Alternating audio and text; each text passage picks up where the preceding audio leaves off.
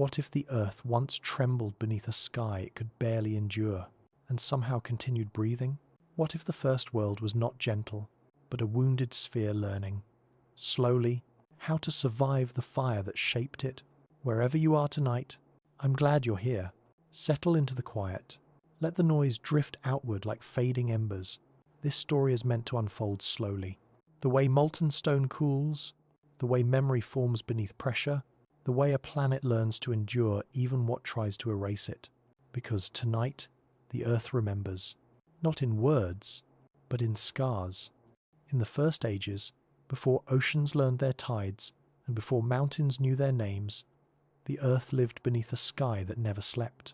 Stone wandered through the newborn dark in restless swarms, drifting without purpose, circling the young sun like forgotten thoughts searching for a place to land. They did not arrive as isolated meteors streaking through calm night, but as an unending procession of worlds that almost were shattered moons, fractured cores, cooling fragments of half-dreamed planets. The sky glowed with their descent. Every hour was another act of arrival, another reminder that creation is rarely gentle. The Earth, still soft with molten breath, waited for each impact the way a heartbeat waits for thunder. The falling stones did not ask permission. They came burning with ancient momentum, carrying the memory of collisions older than Earth itself. And when they struck, the planet answered in light. Fire rose, bright as dawn yet heavier than night, folding itself around the young crust. Mountains lifted and fell in the same moment. Seas of magma rolled like wounded light. The ground convulsed, shaping itself without knowing it was shaping anything at all. Yet even in this violence, something quieter lived beneath the noise. A rhythm, a pause, a fragile breath between impacts, where the world tried, again and again, to settle into itself. Those brief silences were not empty. They carried the weight of everything the planet was becoming. In those thin moments, heat sank into the deep layers, rearranging minerals still unsure of their purpose. Vapors curled upward, cooling just enough to whisper the earliest hints of atmosphere. The crust, though torn open repeatedly, thickened with each healing, like a page learning how to hold ink even while being rewritten. Nothing stable survived for long, yet each destruction left behind the ashes of possibility. The Earth gathered them quietly, without intention, the way dust accumulates in forgotten corners. And just as forgotten corners become rooms, forgotten minerals become worlds. The planet, still nameless, still unsure, was already building a memory of endurance. The falling stones arrived like messages written in a language no world had yet learned to read. Some were heavy with metals forged in distant explosions. Others held trapped gases that would one day warm the air with breath. A few carried only silence, as if delivering the stillness of deep space to a place that had never known it. Each impact broke something. Each impact offered something. And between these contradictions, the Earth found its earliest identity, not as a fragile sphere under siege, but as a place learning how to survive. Fire shaped it, darkness steadied it, and time, moving slowly as sediment in a windless cave, watched everything without interference. There were periods when the sky thickened with incoming debris, turning day into a burning twilight. During these intervals, the impacts became a kind of planetary heartbeat, slow, rhythmic, almost ceremonial. The surface shuddered with each arrival. Magma leapt upward in bright fountains that quickly cooled into new crust, only to be shattered again. Landscapes barely formed before they were erased, leaving behind no stories except the heat buried beneath them. But heat remembers everything. It curls into the mantle like a secret held under pressure, waiting for the moment it might rise again. The planet's interior became an archive of fire, storing every shock, every wound, every brief moment of rest. Even now, billions of years later, that archive glows beneath continents like an ancient pulse that has never fully faded. Yet despite this constant violence, something gentle threaded through the chaos. The Earth never resisted the falling stones. It accepted them the way a river accepts rain, without judgment, without refusal. The impacts shaped valleys that would later cradle oceans, forged minerals that would one day feed life, and carved basins that would shelter the planet's earliest memories of water. Destruction was not the opposite of creation here. It was its silent companion, a sculptor that shaped by breaking, a teacher that taught by overwhelming, a force that seemed intent on erasing the world while unknowingly writing its foundations. Everywhere on the young surface, light flickered in molten pools. These were the planet's first reflections, shimmering images of a world that had not yet solidified. The air trembled with heat, bending the horizon so that nothing appeared stable. Even the sky seemed uncertain, dimmed by dust and brightened by fire, pulling itself together only to be torn apart again. But slowly, imperceptibly, the intervals between impacts widened. The silences grew longer. In those silences, the earth cooled just enough to dream. Not in consciousness, not in thought, but in structure. Layers thickened, minerals aligned, basins deepened. The planet was beginning to remember itself. And even as the last stones of that era continued their descent, the earth no longer felt like something being unmade. It felt like something practicing endurance. Something learning that resilience is not born from calm, but from surviving the storm long enough to shape meaning from it. The sky still burned. The ground still trembled. But beneath the fire, beneath the fractures, a quiet strength accumulated grain by grain, layer by layer, becoming the soil of futures the world had not yet imagined. The young Earth moved through space like a wounded lantern, glowing from within, its crust thin as a thought, its atmosphere barely more than a trembling veil. Around it, debris drifted in slow spirals, as if the solar system itself had not yet decided what deserved to endure. Some stones wandered harmlessly past, dissolving into darkness without a trace. Others circled in quiet anticipation, waiting for gravity's subtle invitation. And then there were those that fell with purpose, as if remembering the planet they once belonged to. The sky carried them in luminous arcs, streaks of molten gold crossing a world too young to understand the meaning of arrival. They struck with the force of forgotten histories, each one echoing like a bell rung in the deep chambers of the mantle. For a moment, the earth bloomed with fire so bright it lit the emptiness beyond it, and then the glow dimmed, leaving behind steam, dust, and silence. This silence was different from the void of space. It was heavier, shaped by the weight of impacts that had just unfolded. It sat over the shattered terrain like cooling glass, smoothing the raw edges of mountains that had been born and broken in the same breath. In these quiet moments, the planet contracted slightly, releasing what heat it could, settling into new forms it had never worn before. Valleys deepened where earlier impacts had weakened the crust. Ridges formed where shockwaves collided, pushing molten stone upward. The earth did not choose these shapes. They were given to it by everything that had touched it. The sky's violence became the ground's inheritance. There were times when the impacts landed so closely together that the surface barely distinguished one wound from the next. Waves of molten rock spread across the crust like slow-moving storms, burying older craters beneath new ones. Layer upon layer of destruction accumulated until the planet seemed made entirely of scars. And yet, beneath those scars, the foundations grew stronger, the mantle thickened, the crust cooled in fragments. Even the atmosphere, thin, fragile, constantly torn apart, began to gather strength from the gases released by each furious collision. What arrived as chaos reorganized itself into breath. If the Earth had been capable of memory then, it would have remembered heat as its first companion. Heat shaped every contour, every fracture, every fleeting calm. It whispered through the cracks in the crust, collecting in underground chambers like unspoken thoughts. It made the surface shimmer in restless waves. It curled upward into the newborn sky, carrying with it minerals vaporized in an instant, only to cool and return as dust drifting slowly downward. That dust was a kind of prophecy, though no one existed to interpret it. Within its grains were metals forged in long dead stars, fragments of isotopes that would later feed oceans, and elements that would one day form the backbone of living things. But in this era, they were simply particles falling gently onto molten ground, searching for a place to rest. The impacts continued, carving features that would not survive long enough to be remembered. Mountains rose like exhalations, then collapsed when struck again. Basins deepened until they reached magma, glowed for a while, then filled with new rock. Nothing endured, nothing held its shape.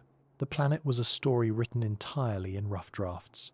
And yet, this constant rewriting gave the Earth a strange kind of rhythm. With every impact came destruction. With every destruction came reshaping.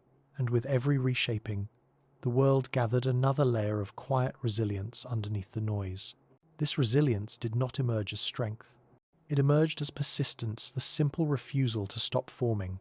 Sometimes the falling stones arrived not singly but in clusters, fragments of once larger bodies that had shattered in distant reaches of the solar system. They came tumbling through space together, drawn by the young planet's gravity, landing within moments of one another. When they struck, the horizon shook in ripples that travelled around the entire sphere. For a brief moment, every part of the Earth trembled in unison. The crust glowed, the atmosphere churned, dust filled the sky thick enough to block the distant sun, turning day into a dim red haze. But beneath that haze, the world continued its slow work of becoming. As the bombardment went on, the planet's surface began to show hints of the stability it would one day claim. Solidified regions of crust lasted longer before being broken. Mineral compositions shifted toward the familiar patterns of later continents. Even the atmosphere, once stripped away, repeatedly lingered a little longer each time it reformed, clinging to the Earth with increasing conviction. These changes were subtle, almost imperceptible within the vastness of time. But they marked the first signs that the planet was no longer merely reacting to impacts. It was adapting to them. In the rare spaces between falling worlds, the sky looked strangely calm. Dust hung in the air like fine ash, softening the light into something gentle, almost tender. The ground cooled just enough to hold its shape. Craters, still steaming, reflected the dim glow overhead. The planet breathed shallowly, as though grateful for a moment without fire. It used these pauses to gather itself, pulling minerals deeper into its mantle, locking heat beneath its skin, storing energy for futures unknowable. Each pause, each lull, each fragment of quiet became part of the Earth's earliest vocabulary, a language of endurance, spoken without a single word. The sky would begin falling again soon. The stones would return, drawn by gravity and ancient wandering paths. But the Earth was no longer the same creature that first met them. It had learned something in the intervals. It had begun to understand that survival was not a single triumph, but a continuous shaping, a way of holding itself together even as the universe tested every edge of its existence. There were moments when the night itself seemed to bruise, when the sky, thick with incoming fragments, turned the world a low copper colour, and every shadow felt as if it had been scorched into being. In those hours, light was not gentle. It struck with intent, revealing the rawness of newly formed stone and the thinness of an atmosphere that had been breathed into and stripped away again so many times it no longer kept count. The surface steamed. Plumes of vapour rose like slow exhalations from wounds that had not yet healed. Rivers of molten rock traced paths where continents might one day sit, and in their wake cooled ridges remembered the heat that had birthed them. All of it seemed temporary, as if the planet were wrapped in a ceremonial cloak meant only for a single night. Yet time moved, and that night folded into another. The bombardment did not cease because the world wished it so. It ceased because the supply of loose, wandering rock thinned as the solar system itself began to settle. The fierce, indiscriminate rain of stone gave way to a quieter weather of occasional visitors. The sky emptied not out of mercy, but out of the natural sorting of orbits. The era of ceaseless impact withdrew like tide water, leaving behind a landscape both scarred and more coherent than it had been. With the calming of the sky, the planet could keep more of what it had been given. The metals and minerals delivered by countless impacts began to accumulate in ways that mattered. They pooled in low places, clinging to basins and forming gradients across the cooling crust. Iron sank, heavier than promise, moving toward the forming core, while lighter elements lingered near the surface like tentative ideas. In the spaces where stone had fractured most deeply, strange alloys and compounds took shape, chemical improvisations born from heat and pressure. These were not creations with purpose, only consequences, the predictable rearrangement of matter under conditions extreme and persistent. Still, consequences can become instruments. The young planet's chemistry, hemmed in by repeated trauma, began to produce patterns that would later make more complex things possible. And even as the surface hardened, the planet's voice changed. Where it had once answered every incoming stone with a roar, it now replied with quieter noises, the hum of settling magma, the low rumble of tectonic stress, the high, thin hiss of vapor condensing into early atmospheres. The sounds were not comforting. They were not songs. They were simply the world making room for itself, negotiating between what had been added and what could remain. In these negotiations, the first long-lived features took form: heavier continental fragments that clung together, ocean basins that would eventually hold water, narrow trenches where plates would later dance slowly across one another. The architecture of a living planet was not deliberate. It was emergent, arising from the accumulation of impacts and the patient rearrangement of what those impacts had left behind. Within the new crust, pockets of heat lingered like ancient grudges. These hot places were not uniform. Some were small and concentrated, feeding isolated geysers and vents.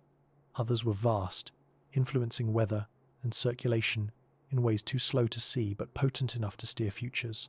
Where the planet retained its warmth, chemistry thrummed. Molecules knocked against one another with the kind of insistence that, over immense spans, can coax complexity from chaos. It is tempting to imagine life as a sudden revelation, arriving like a carefully placed seed. But in this place, life, if the word may be used, began as a whisper inside chemistry, a fragile tendency for certain arrangements to persist a little longer than others. In sheltered, hot pockets where minerals and water and energy met, patterns repeated themselves, like a line in a song returning again and again until it becomes a motif. Persistence multiplied. Patterns nested within patterns. Something that could maintain itself amid such conditions gained a small advantage. Time, patient and indifferent, stacked those advantages together. The planet's early memory was not merely physical, it was relational. Every impact, every cooldown, every vapor plume altered the balance between crust and mantle, atmosphere and vacuum, potential and realization. The Earth's relationships between rock and heat, between basin and incoming debris, between depth and surface began to settle into rhythms that would later be recognized as habit. Habits, over eons, became tendencies. Tendencies, across still more eons, became the planet's way of being. The furious schooling of impacts had taught the world how to rearrange itself and, in doing so, how to conserve what mattered. This conservation was not conscious. It was mechanical and slow, but it produced a consequence indistinguishable from wisdom: the reinforcement of structures that could survive repeated stress. And so the surface, once raw and merciless, grew a patience of its own. Craters that had once been bright with new fire softened into shallow bowls that caught rain and later, riverine memory. Basins filled with primordial sediments that, layer upon layer, kept record without narrative. The archive of the Earth was not written in language but in strata, sedimentations of catastrophe smoothed by long intervals of quiet. In this sediment, history gathered itself, not to be read, but to be felt, a gravity in the bones of the planet that would guide later changes. The sky had stopped falling with such frequency, but it had taught the ground to expect the unexpected, to fold in shock and keep going. Even as surfaces cooled and the bombardment eased, the planet retained the echo of that earlier fury. Heat still rose from deep and secret places. Tectonic stress still carried the memory of force applied, and minerals that had arrived wrapped in flame lay waiting in the crust. The Earth had become a patient ledger of catastrophe and calm, an instrument fashioned in violent hands yet played now in slow, deliberate measures. The benefits of surviving such a time were subtle but profound: a robust core, a differentiated crust, a chemistry rich with the detritus of distant explosions. These were not triumphs announced by trumpet. They were quiet accumulations, a bank of possibility deposited against a future that would one day need it. The sky might yet hurl a stone now and then, as it always would, but the planet had learned how to accept its arrivals without being unmade. It had learned endurance as pattern. It had found stability not in the absence of harm, but in the ability to absorb harm and transmute its residues into structure. And so, beneath a still dimming canopy, the Earth settled into the first long breaths of its life, carrying within it the scars of a time when falling rocks wrote its earliest chapters. As the last waves of ancient debris thinned, the Earth entered a strange twilight between violence and calm. The sky, once a corridor of ceaseless fire, now flickered only occasionally with the descent of wandering stones that had lost their way in the dark. These late arrivals no longer came in furious clusters. They slipped through the atmosphere one by one, as if unsure they were still needed. Their impact still shook the crust, but the shock no longer resonated through the entire sphere. The planet had grown thicker, stronger, more capable of absorbing force without unraveling. What once shattered continents now merely carved new chapters into the surface. The change was subtle, gradual, easy to overlook, yet it marked the beginning of a new temperament in the world's unfolding story. A growing preference for continuity over collapse. With fewer wounds arriving from above, the Earth began to explore the consequences of its accumulated heat. Beneath the crust, the mantle moved like a great slow tide, carrying memories from the deepest regions toward the edges, where new crust cooled and old crust sank. This movement was not swift. It did not announce itself. But over immense spans of time, it reshaped the planet as thoroughly as the falling stones once had. Entire regions rose in broad, gentle swells. Others thinned and dipped, as if bowing under the invisible weight of past injuries. The crust, hardened by countless impacts, cracked along lines of stored tension, releasing pent-up energy in quiet tremors. These fractures opened pathways for molten rock to rise, painting the surface with dark ribbons of basalt that still remembered their birthplace in the fire below. The atmosphere, too, began to thicken with purpose. Volcanic breaths, once hidden beneath the roar of falling debris, now drifted upward in steady exhalations. Gases accumulated where before they had been stripped away. Water vapor lingered. Carbon dioxide held the planet's warmth like a thin blanket. Hydrogen and helium, too light to remain, slipped into space, leaving behind a more grounded mixture. No single moment marked the birth of air as it would one day be known. Instead, it formed slowly, a tapestry woven from countless invisible threads, breaths of stone, whispers of cooling magma, remnants of impacts long forgotten. Though the atmosphere was still fragile, it was no longer ephemeral. It was learning, in its own way, how to stay. As the world's skin cooled enough to hold its shape, rain began to fall, not the gentle rain of later ages, but hot, dense torrents that hissed against the crust and filled fractured basins with mineral-rich water. The impact scars became reservoirs. Steam rose in vast columns, blurring the horizon until sky and ground seemed woven together.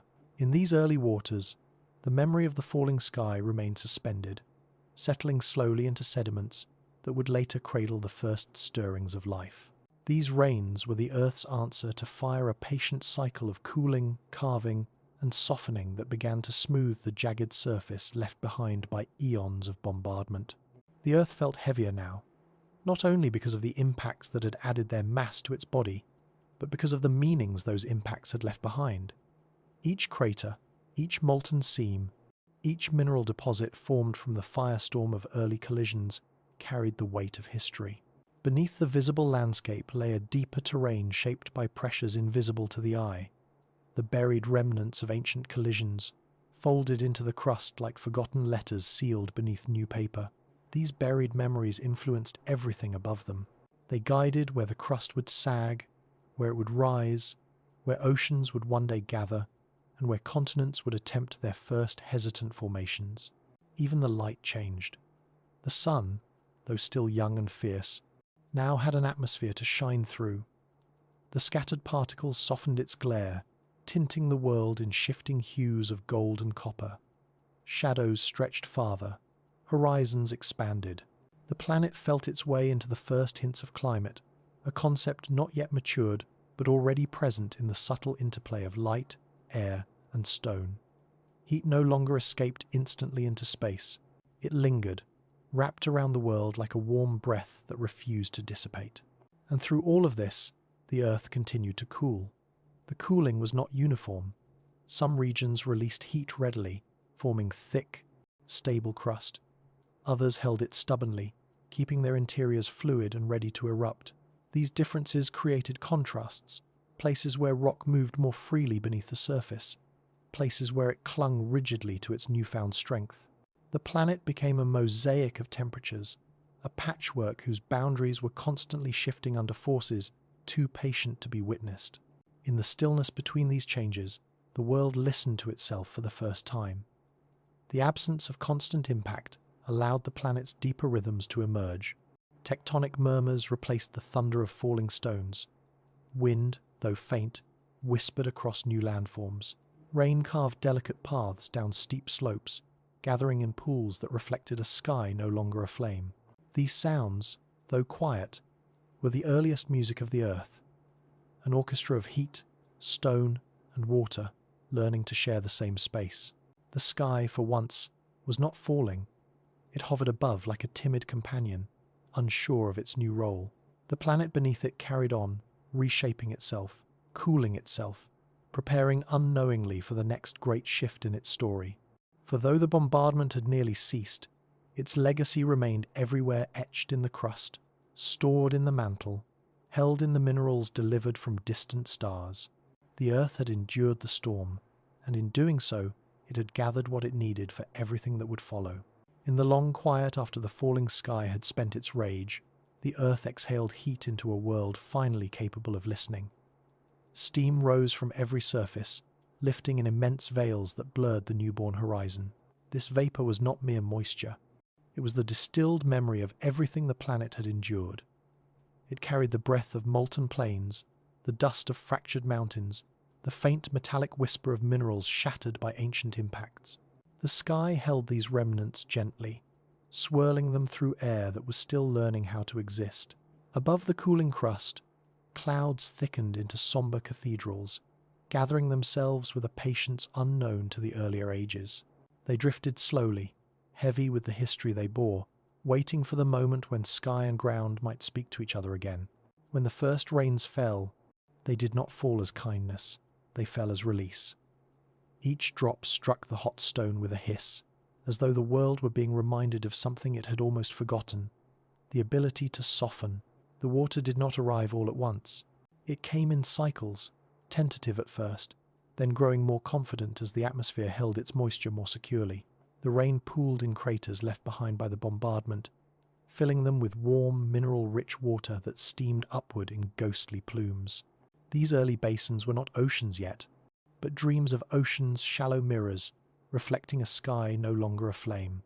Across the surface, the water gathered in rivulets that cut through ash and cooling lava, tracing delicate patterns that would one day become rivers. They flowed without direction, wandering across a landscape that had no memory of erosion. The stone, still tender from recent heat, yielded to the water's touch. Edges softened, sharp ridges dulled into curves. The planet, shaped so long by fire, began to discover how it might be shaped by gentleness. The clouds grew heavier. The rains deepened. What began as scattered pools merged into sprawling lakes, and those lakes slowly found each other, pulled together by gravity and the simple desire of water to seek its lowest place. The Earth's topography, carved by impacts and reshaped by molten tides, offered countless basins, valleys, and scars for the gathering water to inhabit. These scars became the first cradles of the ocean, holding the sky's returning tears with a kind of reverence. Each filling basin felt like a memory being restored, as though the planet were learning how to dream. As more vapor condensed, the atmosphere shifted.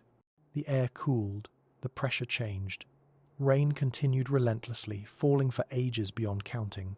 It drummed against the crust like a steady heartbeat, reminding the world that even after fire, there can be tenderness. And with every drop, minerals dissolved, carrying fragments of ancient rock into the deepening pools.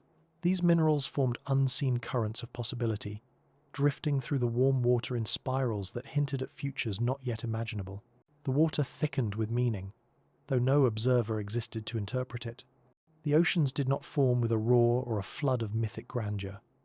They grew the way silence grows, slowly, steadily, filling spaces left behind by noise. They crept across the surface in widening sheets, merging quietly, becoming vast without ever announcing their intention. Where volcanic plains had once glowed with molten breath, now shimmering surfaces caught the dimming sunlight. The planet's bruised crust cooled beneath this new blanket, exhaling steam that curled upward to join the sky again. The cycle repeated, each condensation a whisper of return, each rainfall a softening of the world's earlier fury. As the waters spread, the planet's temperature shifted. The oceans held heat like memory, releasing it slowly, regulating the world in ways stone alone could never achieve. And beneath their warm shallows, chemistry learned patience. Minerals settled into layers, sediments collected in peaceful rhythms. Nothing lived yet, but the potential for life moved softly through the water like an echo searching for its source. The ocean floor, still young and unstable, cracked in places, allowing heat to rise. This heat threaded through the water, creating gentle currents that stirred minerals and vapor into delicate patterns that would one day matter immensely. The oceans learned the planet's earlier wounds intimately. They filled basins carved by impacts that once would have split the world apart. They soothed fractures, not erasing them but transforming them into depths. They washed over fields of shattered stone, gathering fragments into new configurations. In this way, water became the planet's first healer, not by repairing, but by remembering differently. Fire had shaped the earth violently. Water shaped it with devotion, and slowly, the surface changed color. What had been red and black and glowing became shades of blue, green, and muted grey. Reflections shimmered where molten rock had once raged. The world, still hot beneath its crust, carried a new serenity at the surface. The oceans, though young, already possessed the ancient calm that would one day define them, a calm born from the patience of countless drops, each one contributing to vastness. The sky, once terrified of its own fury, now admired the surface it had helped create. Clouds drifted more lightly, no longer weighted solely by burden but by purpose. The water they released was no longer a desperate cooling of a wounded sphere.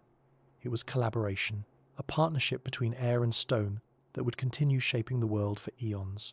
Beneath the waves, the silence deepened not as emptiness, but as potential. The oceans held within them the beginnings of stories the planet was not yet ready to tell. The new seas were not still.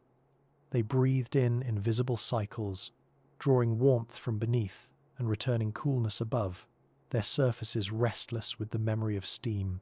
Currents began to whisper themselves into existence, not as grand rivers at first, but as patient eddies around protruding rock and across shallow shelves. Where the crust split, hot springs exhaled into these pools, sending mineral-laden warmth seeping into the waters. Such places became the planet's quiet laboratories, pressure and heat pressing code into salt and stone, pressing order from the random scatter of elements delivered by earlier fury. Here, in the margins between heat and cool, chemistry rehearsed longer acts of persistence. Molecules bumped and bound and separated, learning the smallest rules of endurance. The ocean's shallow arms gathered these rehearsals, allowing patterns to repeat until repetition itself began to feel like stability. Tides, subtle at first, traced the pull of forces larger than the young planet's own breath. The lunar visitor had not yet settled into a steady companionship in those earliest ages. But even the faint tug of distant mass set water to moving. That movement, gentle and ancient, shaped shorelines in ways so slow they might have been mistaken for inevitability rather than change. Sand and broken glass of earlier impacts shifted along these nascent shores, wearing teeth from jagged stone, smoothing edges into grain. From jaggedness came grain. From grain came the capacity to bury and preserve.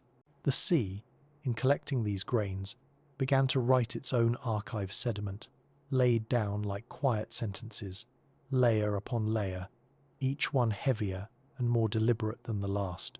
The chemistry of the ocean was a slow conversation between two extremes, the intense, immediate heat from the planet's interior and the cooling fingers of the sky. Where they met, mineral chimneys rose from the seafloor, delicate towers built from dissolved stone. that precipitated out when hot water met colder sea.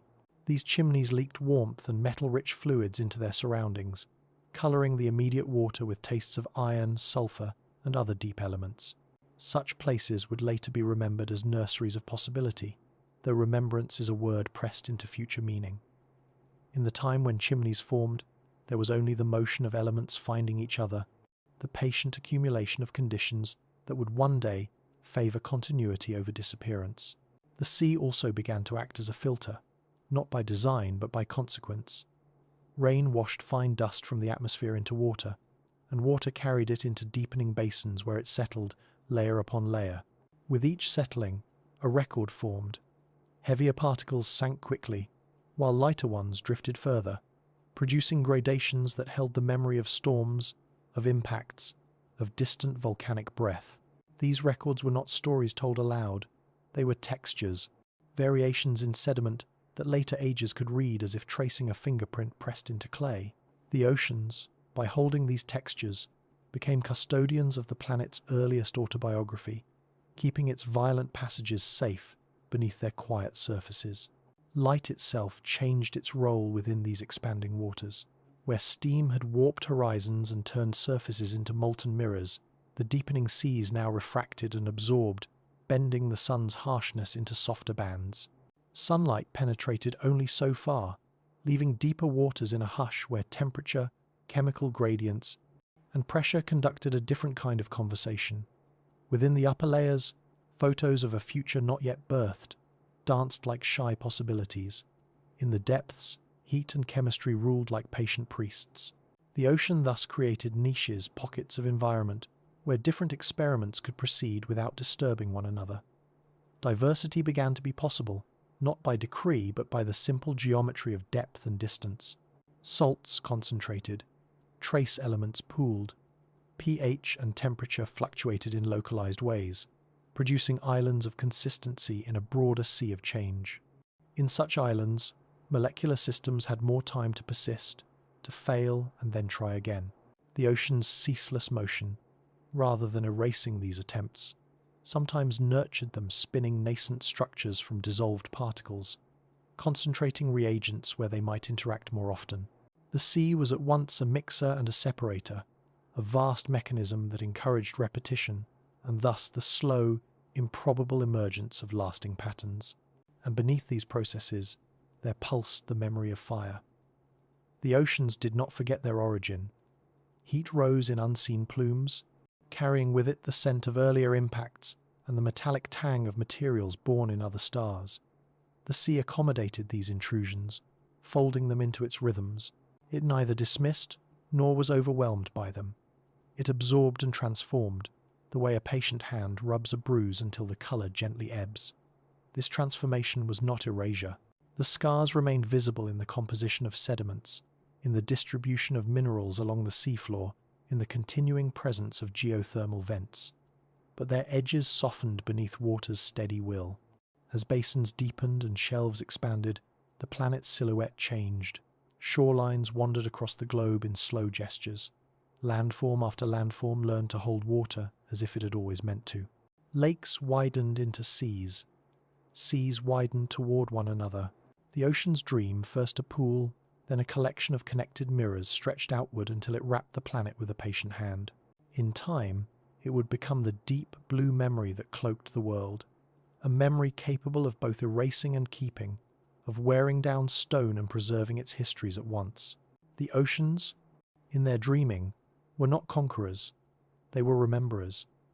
They did not come to undo the work of fire, but to reframe it, to let heat and stone exist within a new context, where softness could hold sway. This new context was not peace, as later ages would name it, but it was a beginning of another kind, a space where patience gathered itself into the shape of seas, where silence once again reclaimed a place on the planet. In their depth, possibility folded into itself like a slow, careful breath. As the waters gathered, the atmosphere above them began to change its voice. Where once the air had been thin and scorched by volcanic breath, it now thickened with moisture rising from vast surfaces newly turned to liquid. Mist drifted upward in patient columns, blurring the boundary between sky and sea. Clouds formed in layers, drifting low and heavy over the young oceans, their bellies full of the very water they had given and would soon return again. This cycling of vapor ascending, cooling, falling became the planet's new heartbeat, a rhythm gentler than the impacts that had shaped the earlier world. Each rainfall repeated the same ancient gesture, returning what had been lifted, softening what had been wounded, smoothing what had been fractured. It was an act of remembering, not in words, but in movement. The seas grew deeper as the planet cooled further, their surfaces widening into quiet plains where the sky could rest its reflection. Beneath them, the crust thickened unevenly. Some regions sank under the weight of accumulating water, forming trenches that would later cradle the mysteries of the deep. Others rose slightly, forming submerged ridges that shifted currents and sculpted the early patterns of circulation. These patterns were the first whispers of the global dances, that the oceans would one day perform vast streams of water, moving with the patience of continents. But in this early era, the movements were slow, tentative, learning the shapes of basins as a hand learns the curve of a familiar object. In the shallows near volcanic shores, water and fire met with a tension that produced endless possibilities. Waves hissed against hot rock, cooling it layer by layer until the stone emerged dark and smooth, its earlier fury sealed beneath a surface shaped by repeated touch. Steam rose in luminous veils, thickening the air until horizons shimmered with indistinct light. These coastal regions were cradles of transformation. Minerals released from the stone dissolved into the water, where they mingled with salts delivered by ancient impacts and the slow leaching of the crust. Each dissolved atom carried its own story, some born in the heart of distant stars, some forged in the planet's own molten depths. In the ocean, these stories combined, forming new ones that drifted quietly through the currents. Where the water grew deeper, darkness settled. Sunlight, softened by clouds and filtered through layers of minerals, could not reach the ocean floor. The deep became a world without light, a realm where temperature shifted only slowly and pressure pressed against the crust like a steady, unending reminder of the weight of the world above. Yet even here, the ocean was not empty. Heat rose from fissures, carrying with it chemicals that illuminated the dark in ways invisible to the eye. These hidden sources of energy kept the deep basins warm enough to prevent complete stillness. The water moved in languid spirals, stirred by the faint heat, guided by the contours of the seafloor. This movement allowed minerals to disperse, creating gradients that would later become the scaffolding for chemistry's boldest experiments. The oceans expanded until they became the planet's dominant feature. Their presence moderated temperatures, absorbed energy, and softened the harshness of sunlight. They wrapped the Earth in a mantle of calm that belied the turbulence below. Where fire had once dictated the world's contours with swift, violent strokes, water now shaped them with slow, persistent gestures. The shoreline eroded, yielding grains that the sea claimed as its own. Mountains near the coasts wore down into rounded silhouettes. Lava fields cracked and crumbled, feeding sediment into shallows where currents scattered it like fine dust. Bit by bit, the roughness of earlier ages faded beneath the ocean's careful hand. Even the sky learned from the waters. Clouds, once thick with volcanic soot, began to lighten. The constant rains washed particulates from the air, carrying them into the ocean's depths, where they joined the growing archives of sediment. Light filtered through the thinning haze, reaching the surface with greater clarity. Sunrises shifted from copper to pale gold. The planet's colours became less violent. The horizon no longer pulsed with heat as it once had. Instead, it drifted gently, shaped by the movement of clouds and the subtle shimmer of oceanic light. In these softened atmospheres, day and night traded places with a tender patience the world had never known. Beneath the waves, silence expanded in ways that reshaped the meaning of calm. The quiet of the deep was not the absence of sound, but the presence of unspoken potential. Every dissolved mineral, every drifting molecule, every shift in temperature contributed to a tapestry of conditions waiting for the right alignment. This waiting was not passive. It was the ocean's own form of listening, listening to heat, listening to chemistry, listening to the slow pulse of currents that carried new combinations into contact with one another. The sea, in its infinite patience, was preparing spaces where continuity might one day spark. As millennia passed, the early oceans settled into a stability that neither fire nor stone had ever achieved. Their surfaces stretched like soft mirrors across vast portions of the globe. Their depths grew more defined. Their chemistry enriched itself through endless cycles of evaporation, rainfall, and mineral dissolution. They had become something more than water. They had become memory made liquid. And through them, the Earth found a new kind of equilibrium, one that allowed gentleness to rewrite much of what violence had engraved. The seas no longer resembled temporary pools. They had grown into the planet's defining feature, gathering within their cradle everything the sky and the stone had offered. And in their wide, steady presence, the world discovered that healing does not undo the past. It simply gives it new shape, allowing old fractures to become the foundations of possibility. As the oceans deepened, their surfaces began to mirror not only the sky but the planet's slow internal exhale. The world had carried heat from its formation, storing it in hidden chambers beneath the crust, where molten rock still churned like a restless memory. This heat drifted upward in thin, wandering plumes, rising through cracks and fissures, entering the oceans from below. Where warmth touched water, currents lifted, spiraling through the depths as though seeking a way to bring the planet's inner breath to the surface. These currents were faint, delicate, not yet the robust circulations that would later knit continents together, but they were enough to set the waters in motion, creating a gentle choreography that helped the oceans become something more than vast, still mirrors. They became a medium through which heat could wander, chemistry could mingle, and possibility could circulate. Above these shifting waters, clouds continued their patient work. Each cycle of rain and evaporation enriched the oceans with new minerals, slowly salting the water, altering its density, teaching it how to flow. The rains were cooler now, falling with less hiss, with gentler contact upon the crust. The world no longer shuddered beneath their touch. Instead, it welcomed them, allowing the water to collect in deeper basins, to carve channels where none had existed, to wrap around protruding land masses in slow arcs that shaped future coastlines. In the rhythm of rainfall, the planet discovered a kind of breath that matched the rise and fall of waves, steady, unhurried, unbroken. Sometimes the rains fell for generations, obscuring the horizon in a soft white shroud. Other times, long dry intervals allowed the heat beneath the crust to push its influence toward the surface, creating steam that rose in towering columns. These competing forces, rainfall from above, steam from below, filled the atmosphere with a delicate tension that set the stage for deeper oceans and thicker skies. The air grew dense with moisture. Clouds stretched across the world in continuous sheets, creating an almost eternal twilight. Light filtered through them with all the softness of memory, touching the water with hues that shifted between pale silver and muted gold. Under this gentle illumination, the ocean's surface shimmered like an unfinished dream. Where the waters met the land, the story took on new forms.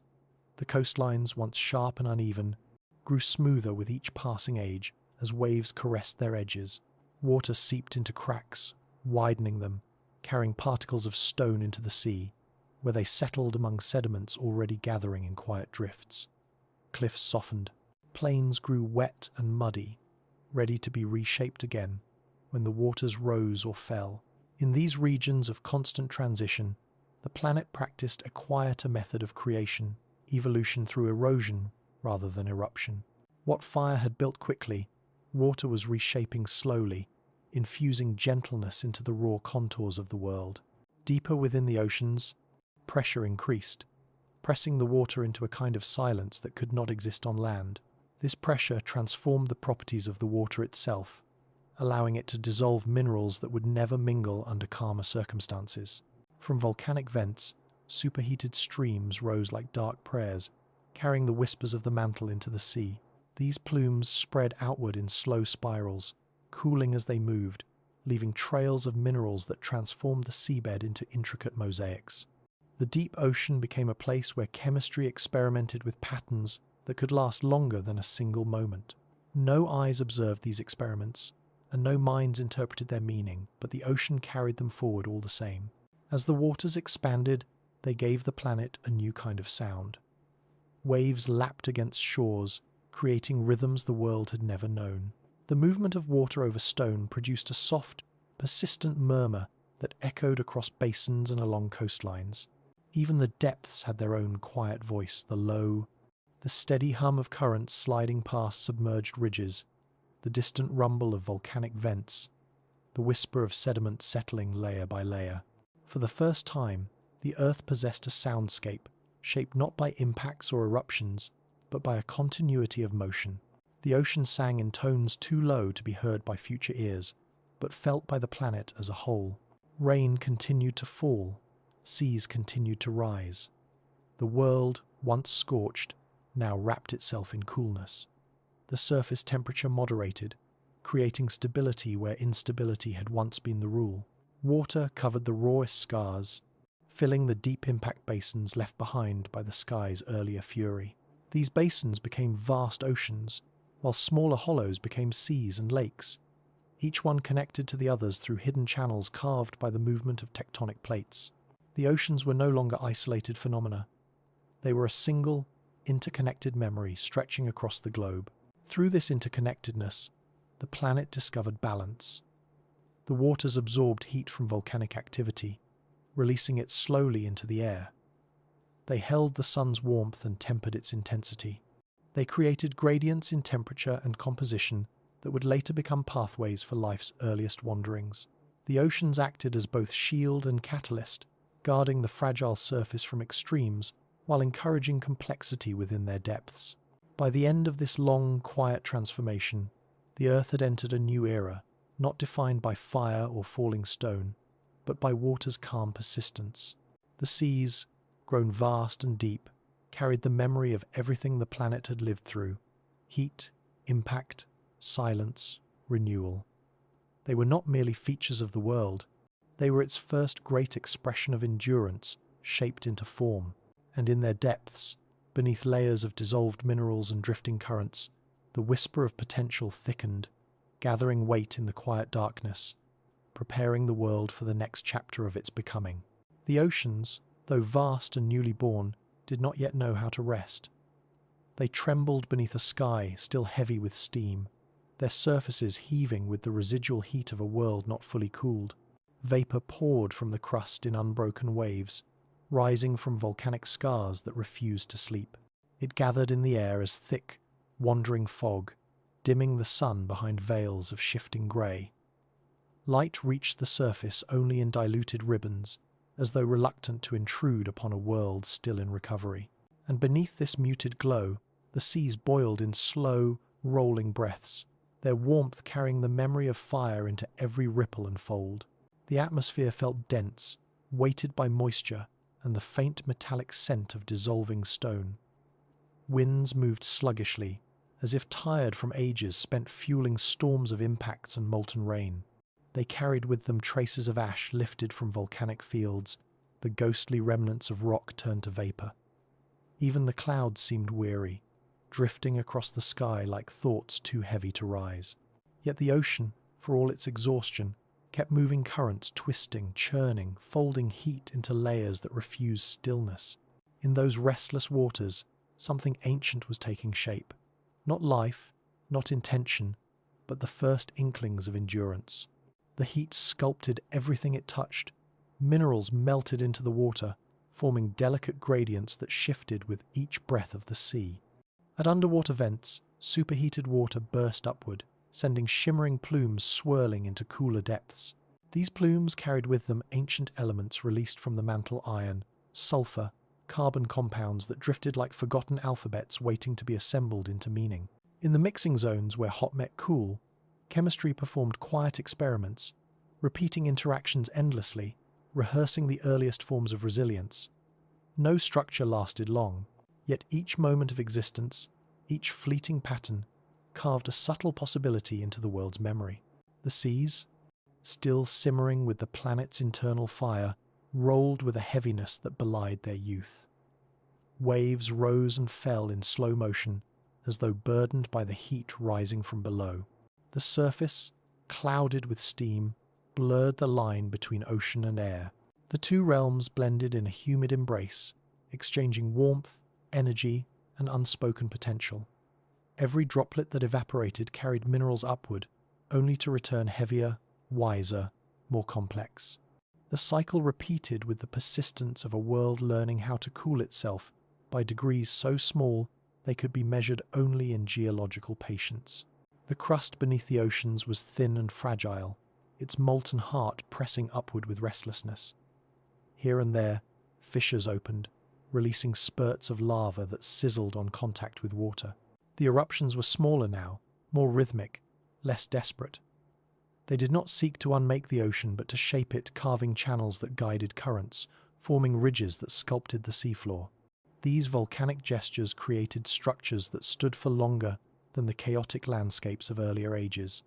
They were not stable, but they were beginning to learn what stability might mean. The oceans absorbed each eruption's heat and minerals, carrying their offerings outward into the wider world. Pressure increased with depth. In the darkest regions, water pressed against the crust like a steady, unspoken vow. Heat rose from the mantle, trapped beneath the ocean's vast weight.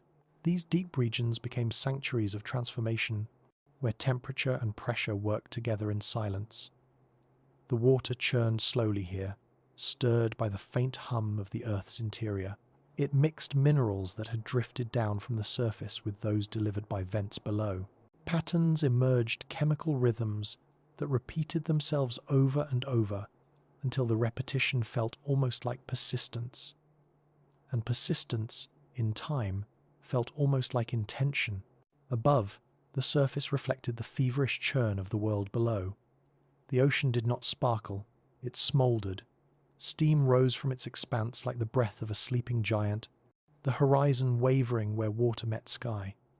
Even the rain that fell was warm, adding its heat to a surface that needed ages more to cool. Droplets struck the water with soft, muted splashes, the sound swallowed instantly by the thick air. Storms gathered, not with sharp lightning or violent winds, but with low, rumbling grumbles of heat rising to meet cooler pockets of sky. Everything moved slowly, as though the planet had entered a long, humid dream from which it was in no rush to awaken. Yet even in this feverish state, the oceans were practicing the gestures of a calmer world. The churning mixed minerals in ways that would later nurture life. The heat encouraged chemical flexibility, breaking and reforming molecules in rapid cycles. The constant evaporation condensed into clouds that carried moisture across the globe, ensuring that all regions of the young Earth shared the same potential for transformation. Though nothing lived, the conditions for continuity simmered quietly, gathering strength in the warm, restless water. This was the long night of boiling seas, a night not measured in hours, but in millions of patient years. A night where the world glowed with the last remnants of its fiery birth, yet carried within that glow the seeds of futures no one could yet imagine. Slowly, imperceptibly, the planet cooled. The oceans shifted from boiling to simmering. The steam thinned. Horizons grew clearer. And as the waters lost their fever, they gained something else. The capacity to remember what had happened within them, and to hold that memory long enough for new patterns to arise. The world wore its heat like a second skin, radiating warmth upward through layers of water too thick and too restless to cool quickly. Even as the oceans spread into vast, connected basins, they carried within them the fever of a planet, still shedding the memory of its molten youth. Steam hung in the air in trembling curtains, rising from the surface in slow shivers that made the horizon waver like a half-formed thought. The sky remained dim, not because the sun lacked the will to shine, but because the veil of vapor filtered every ray into a muted glow.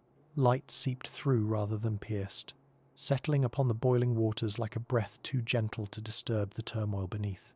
Deep within the seas, currents twisted around rising plumes of heat. They curled through the water in great looping patterns that shifted without rhythm, guided by underwater mountains that had been raised by volcanic exhale. These currents carried dissolved minerals from one region to another, mixing the ancient offerings of the crust with elements delivered by rain, by steam, and by the last remnants of impacts that still took place in distant intervals. The ocean became a cauldron of constant motion, its chemistry steered by the slow dance between cooling skies and a still-burning heart. Nothing within it remained unchanged for long. Molecules met, separated, met again, forming transient structures that dissolved before they could become something more. Yet each brief structure left a trace, a memory, layered into the fluid that would influence everything that came after. Closer to the surface, where steam met air, the transition between states was almost seamless. The water evaporated upward with a soft, ceaseless sigh, carrying minerals that crystallized into the clouds, only to return to the ocean in warm rainfall. The rain struck the churning water and vanished instantly, absorbed into the larger body as though surrendering to a wiser presence. These rains, thick with dissolved stone and the shreds of volcanic breath, fed the oceans with a slow, deliberate enrichment. Every drop carried a tiny piece of the world, torn from the crust and delivered back in a form more receptive to chemistry. The cycle repeated without pause. Rock dissolved, evaporated, fell, dissolved again. Through this repetition, the planet rehearsed the transformations that would one day allow life to gather itself from such dissolved fragments. Along the seafloor, vents erupted with steady pulses of heat, exhaling minerals into the water in dark, shimmering plumes. These vents, scattered like constellations across the ocean's depths, were the hearths of a world rediscovering its interior voice. Around them, the water shimmered with the distortion of temperature gradients, waves of heat undulating outward like breath.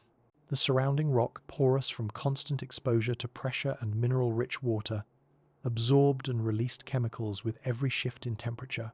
The ocean and the crust conversed in this way, exchanging elements, rewriting each other without a single word spoken.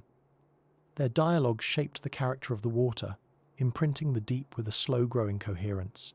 Yet for all this movement, the ocean remained a place of profound stillness in its depths.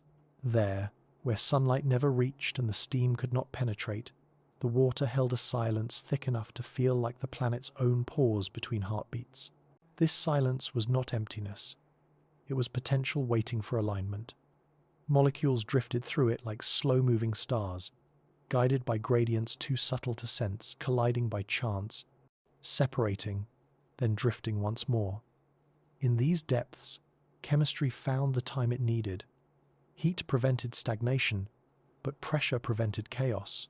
Between these forces, patterns formed that might have collapsed under calmer or more violent conditions. Instead, they persisted long enough to matter. The surface of the ocean told a different story. Waves swelled with the breath of geothermal heat, their crests trembling with the release of trapped energy rising from the seafloor. Storms gathered, not with violence, but with density, the sky thickening until the clouds pressed low, releasing warm rain that gasped into steam again upon touching the boiling water.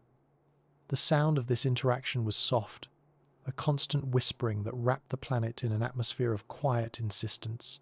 It was the voice of a world not yet calm but striving toward equilibrium, learning how to cool without extinguishing its inner fire. Each passing age brought the waters closer to a temperature where stability might begin to emerge.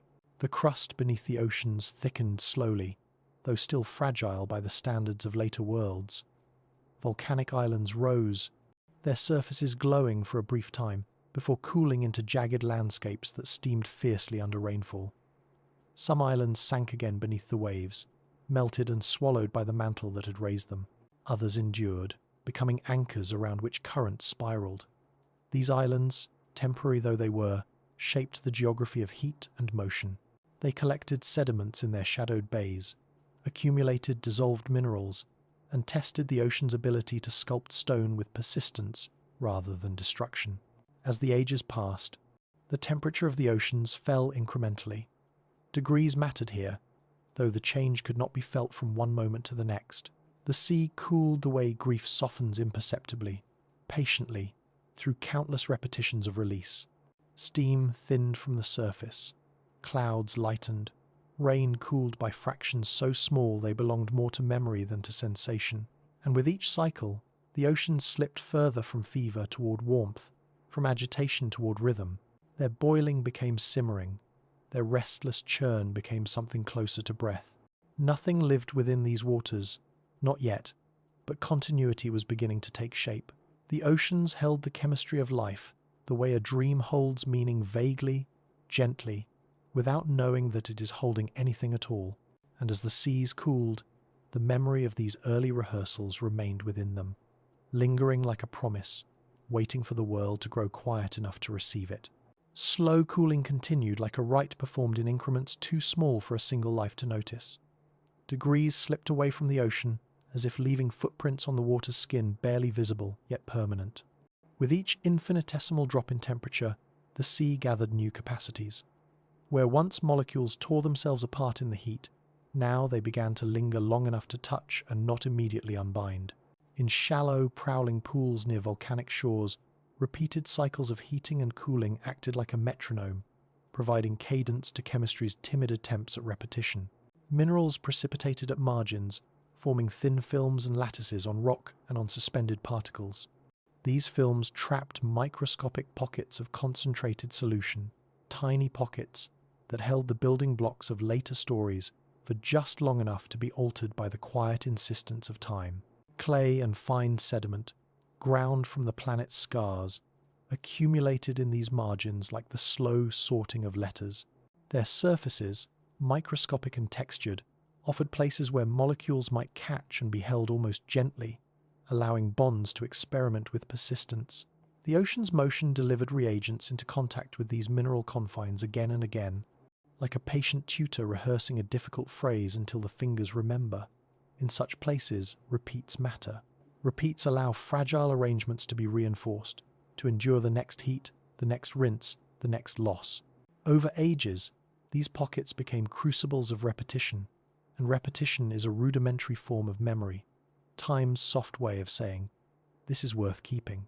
Tidal movement, once a faint suggestion, grew into a more dependable rhythm as moons and distant masses took on steadier patterns.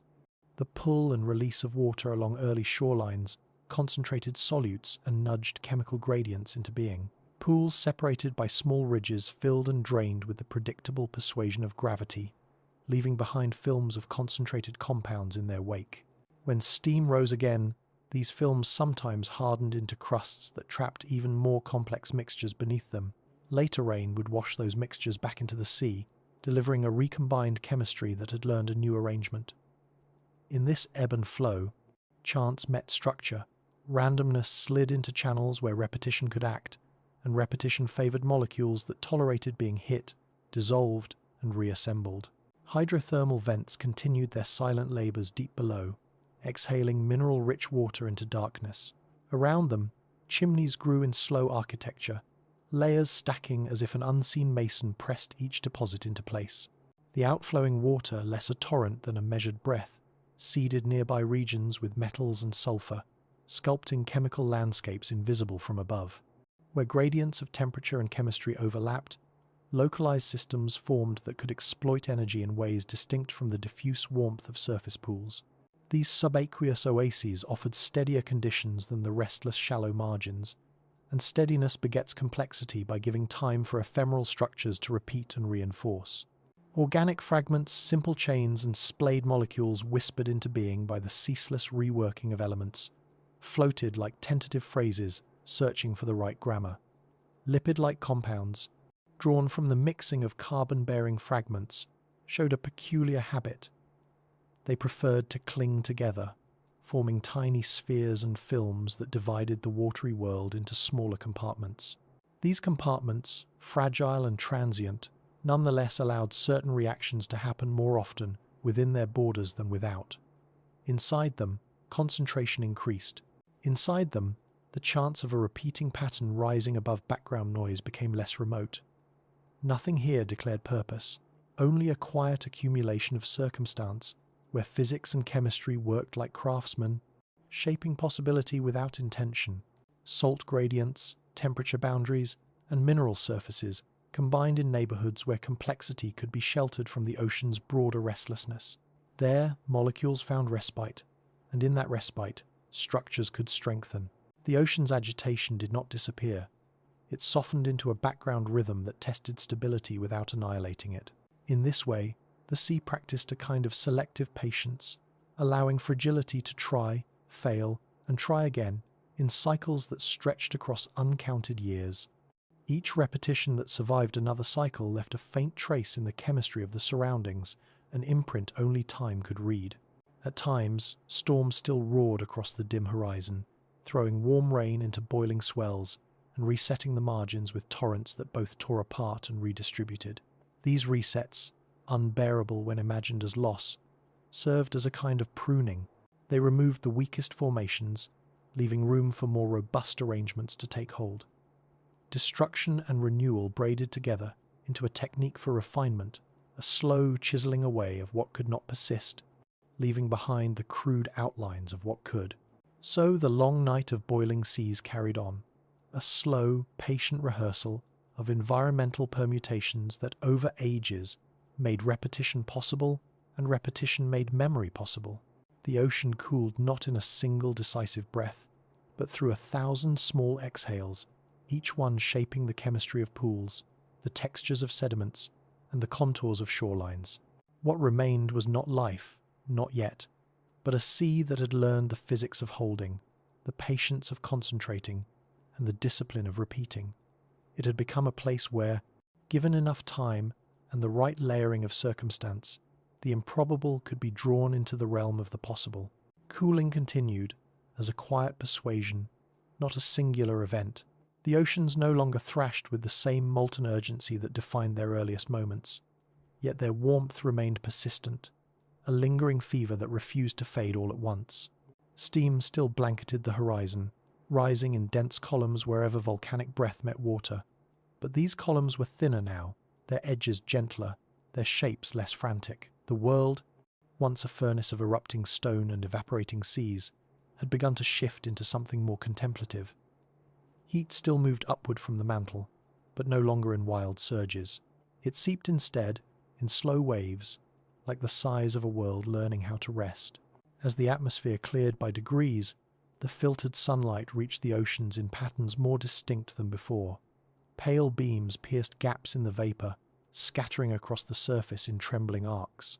The light did not sparkle, there was still too much heat for that, but it painted the water with faint gradients of color, hints of blues and greens that had not existed when everything burned.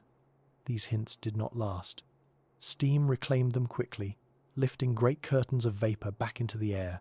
But each time sunlight touched the sea, even briefly, the world grew more accustomed to seeing itself reflected in something other than fire. Storms changed their temperament as well. They retained their vastness, still gathering moisture from the boiling surface, still circling the globe with primordial breath. But they struck less frequently with the overwhelming weight of earlier ages. Their rains, though warm, fell with more patience, drumming softly against the surface, rather than driving into it like molten spears. The ocean welcomed these rains, absorbing them with less violence, folding them into its warm expanse. Through these exchanges, the atmosphere slowly reorganized itself, developing stable layers that distinguished sky from sea with increasing clarity. Even the clouds, no longer purely vessels of steam, began to drift in shapes that hinted at the future rhythm of weather. Meanwhile, in regions where underwater volcanoes still glowed with molten intensity, the sea carved out its own secret architecture. Lava domes rose and fell beneath the surface, their edges cooling into black glass before shattering under pressure. These shattered fragments spread across the seafloor like dark petals, accumulating in drifts that captured minerals and sediments with a gravity of their own. Over time, these deposits hardened into shelves and ridges that guided currents, encouraging the water to settle into more consistent paths. What began as random motion took on hints of circulation, the earliest murmurs of a global system that would one day regulate climate. Chemical gradients thickened in the deeper regions, where heat and pressure met in subtle balance. Warm vents exhaled their mineral-rich breath, forming shimmering halos where the hot water diffused slowly into cooler surroundings. These halos pulsed with invisible energy, stirring molecules into contact again and again. Patterns formed within them not alive, but organized in ways that edged closer to continuity. The deep sea, shielded from storms above and insulated by its own pressure, became a sanctuary for delicate chemical attempts. There, molecules could remain together longer than they could on the surface, sheltered from evaporation and protected from the chaos of boiling swells. Time in the deep moved differently. It stretched, elongated by pressure, allowing fragile structures to rehearse stability. Shallow regions told a different story. The tide, more predictable now, swept minerals up onto warm rocks and carried them back again, creating cycles of concentration and dilution that sculpted shorelines with a patient hand. Pools formed at low tide, capturing warm water and trapping it until the next swell returned. Within these pools, evaporation worked like a gentle editor, removing water and leaving behind concentrated mixtures enriched with the residue of countless chemical attempts. Each pool offered a slightly different set of conditions, some warmer, some cooler, some richer in minerals carried from volcanic slopes, some quieter, more protected from the restless motion of the open sea. This variety created a mosaic of environments where chance could meet stability in new combinations. The crust beneath these regions thickened, but unevenly. Some areas cooled quickly, forming stable platforms that withstood the ocean's warmth. Others remained thin, trembling under the pressure of water and steam. These trembling places were sensitive to the shifts of the mantle, responding with gentle uplift or subsidence as the world continued to settle. When uplift occurred, shallow seas became exposed to the air for brief spans, allowing minerals to crust over the wet rock. When subsidence followed, the sea reclaimed these minerals, dissolving them back into circulation. Each oscillation added a new layer to the ocean's chemical memory, a substrate filled with the remnants of earlier cycles. And through all of this, the heat remained, not as a threat, but as a sculptor. It softened rock, shaped currents, and encouraged chemical reactions to try again and again. It prevented stagnation. It kept the oceans awake. In the absence of complete calm, the sea developed resilience, teaching its molecules how to endure flux, how to maintain shape long enough for possibility to accumulate. The long night continued, a night humid and shimmering, a night whose darkness existed not from lack of light, but from the density of steam that kept the day at bay. Slowly, steadily, the fever diminished, not in a single gesture, but in millions of small, measured exhales. Hills of steam sank closer to the water. Clouds thinned, horizons sharpened. The seas, though still warm, shed their boiling turbulence. In their place came a new phase of the world, one where the ocean, no longer frantic, could begin to dream more clearly of what might come next. When the oceans finally quieted from their long fever, the world discovered a new kind of challenge waiting above, a sun far more relentless than the one the future would inherit. Its light was not gentle. It fell upon the planet in piercing sheets, unfiltered by an atmosphere still too thin, too young, too fragile to soften its radiance. The early sky shimmered beneath this onslaught, its blues washed pale by the force of ultraviolet intensity. Solar winds swept across the upper layers of air like invisible blades, stripping particles away, testing the integrity of everything the Earth had only just begun to gather. The surface, still cooling from ages of molten breath, met this harshness with the stoic patience of stone learning endurance. Water evaporated readily, rising to the sky only to be battered by charged particles that broke apart molecules with the same indifference that once governed falling meteors. Light, in these ancient days, was not the warmth that nurtures fields or stirs leaves. It was the echo of stellar violence, a bright reminder that stars are born from collapse and burn from the pressure of their own gravity. The sun that shone down upon the young Earth wore this lineage openly. Its radiance was wild, impatient, and untempered by later ages of moderation. It illuminated the planet with a sharpness that revealed every contour, every scar, every shimmering tide, but offered no comfort in doing so. Under such a sun, nothing delicate could linger near the surface. Fragile structures torn from minerals and chemistry dissolved as quickly as they formed, undone by waves of light that removed their bonds as if erasing lines drawn too soon. And yet, the same sun that scoured the surface also carved the planet into clearer contrasts. Shadows deepened in its presence, shadows beneath rocks, shadows within cracks, shadows underwater, and it was in those shadows that something quiet began to collect. Not life, not yet, but the conditions for its rehearsal. Sunlight seared the upper layers of the sea, but below that brightness, the waters cooled into calm, muted blues. Light thinned as it descended, losing its cutting edge. In the deeper regions, darkness pooled with the density of stone. It was here that the earliest whispers of continuity found refuge. Sheltered molecules drifting downward, escaping the harsh brilliance above. The ocean depths became sanctuary, not by design but by consequence.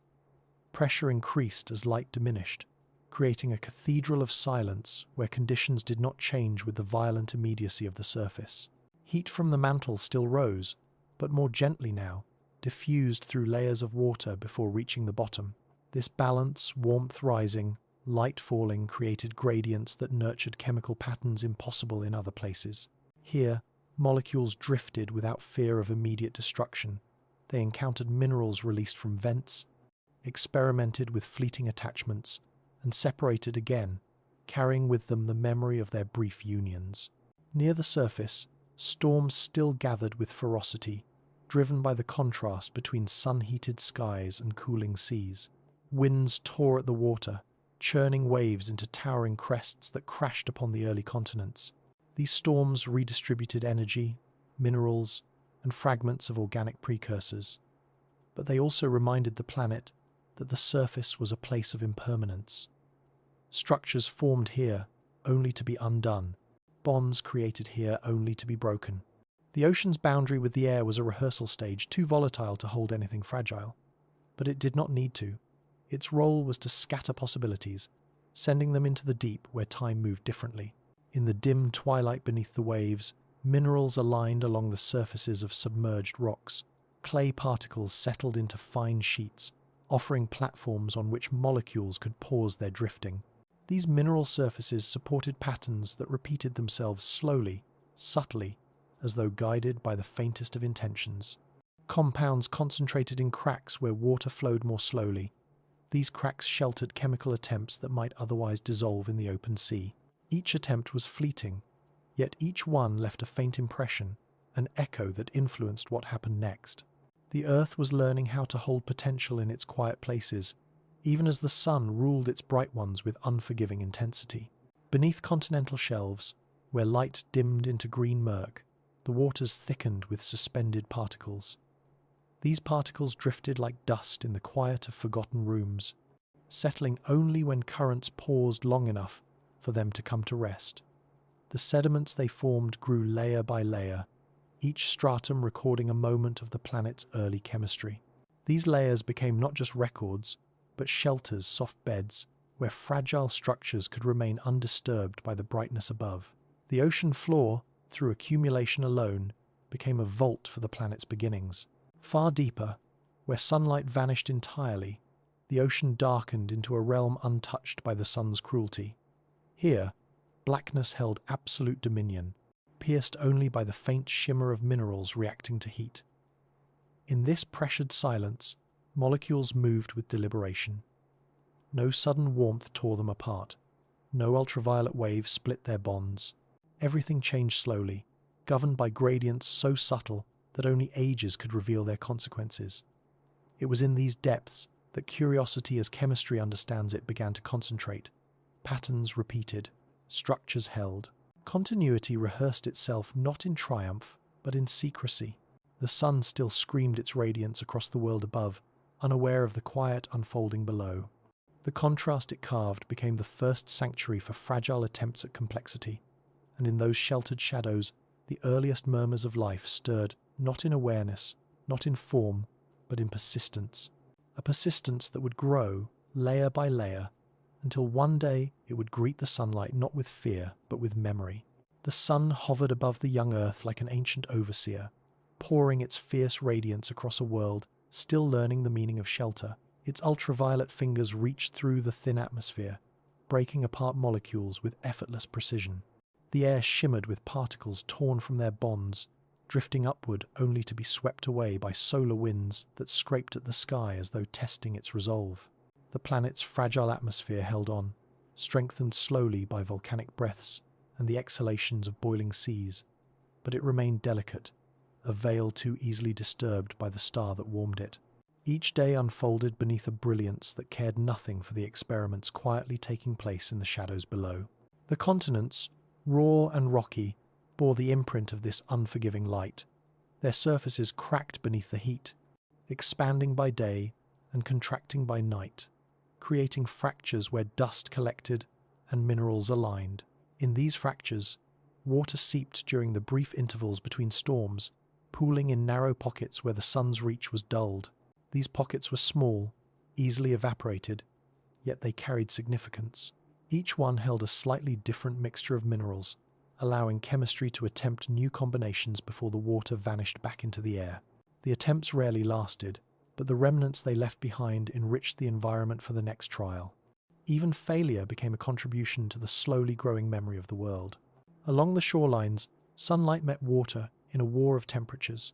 The uppermost layer of the sea heated to levels that could not tolerate fragile structures, dissolving or unraveling them with ruthless consistency. Yet below this heated skin, a gradient formed, warm above, cooler below, creating a stable region where delicate patterns could drift without immediate destruction. These gradients were the first architectural elements of the ocean's deeper purpose. They shaped currents, nudged molecules, and carved regions where chemistry could explore new arrangements with less fear of the sun's relentless disassembly. The harshness above imposed gentleness below, crafting sanctuaries out of necessity rather than intention. The deep ocean, untouched by light, grew into a bastion of secrecy. The pressure there was immense, holding water and minerals in a slow embrace where reactions took place at a glacial pace. Vents, still active from the planet's interior, breathed their warmth into this darkness, creating pockets of energy that stirred otherwise still waters. These pockets became meeting places for elements carried from the surface, washed down by tides and currents, and those born from the molten heart of the Earth. The ocean floor offered surfaces that trapped molecules temporarily, giving them enough time to interact before drifting back into open water. Reactions here were subtle, iterative, drawn out by conditions that favored endurance over chaos. The deep had no need for speed. It taught persistence instead. As the sun's harshness sculpted the surface into a place unsuitable for fragility, the planet responded by building complexity beneath the shield of water. Molecules that could not withstand the surface's brilliance sought refuge in depths where darkness offered protection.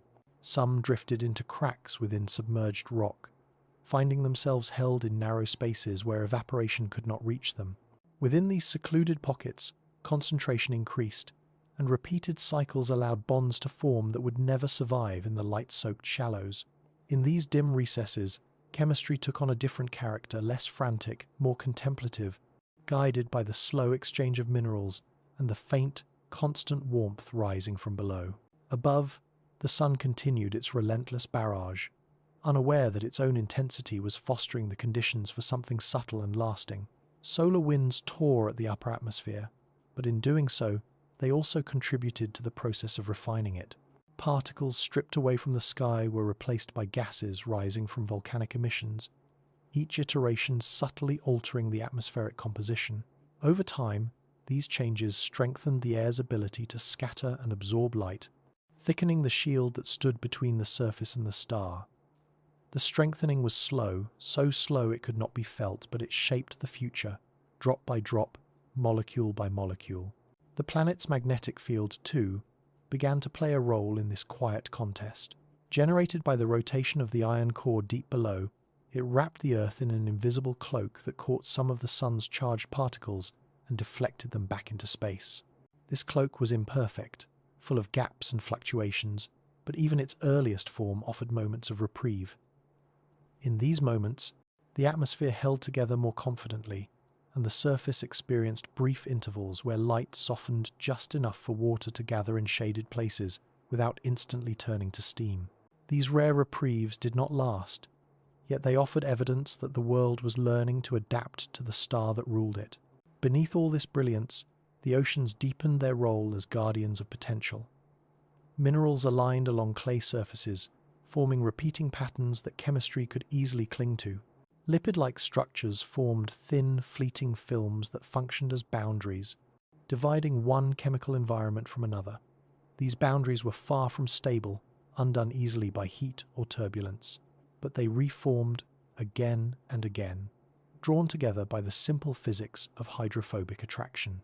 In this repetition, the world rehearsed the earliest gestures of compartmentalization, an essential step toward life, though no such word could yet be spoken. The sun raged on, casting its wild brilliance across the landscape, unaware that in the quiet regions below, persistence was taking shape. The contrast it carved between harsh surface and sheltered depth became the foundation on which complexity could build. Brightness ruled the world above, but in the shadows, something patient was gathering itself for futures yet to unfold. In the quiet below the storm of light, time gathered patience like a deep animal gathers warmth beneath its fur. Layers of sediment pressed gently upon earlier layers, each one a soft insistence that what had been must remain to inform what comes next. Clay settled in thin, even sheets. Fine silt drifted into low basins and lay down like breath held until release. These sheets were not narratives in language, but they were records, all the same records of torrential rains, of volcanic whispers, of suns that beat within different hands. Over them, chemistry could lay itself down and be preserved long enough for another chance. Preservation, in this era, was the first quiet miracle.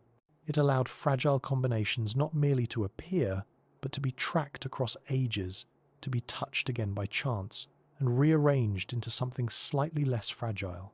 The ocean's sediments became a slow ledger of experiments, a bank account where the planet deposited small returns on the investments of heat and time. Over and over, particles fell and were buried, creating gradients of composition that varied from place to place. Some basins concentrated iron and sulfur, others accumulated silica and carbonate, some kept traces of volatile gases that dissolved into the water and lingered in pockets beneath the mud. These chemical neighborhoods mattered profoundly.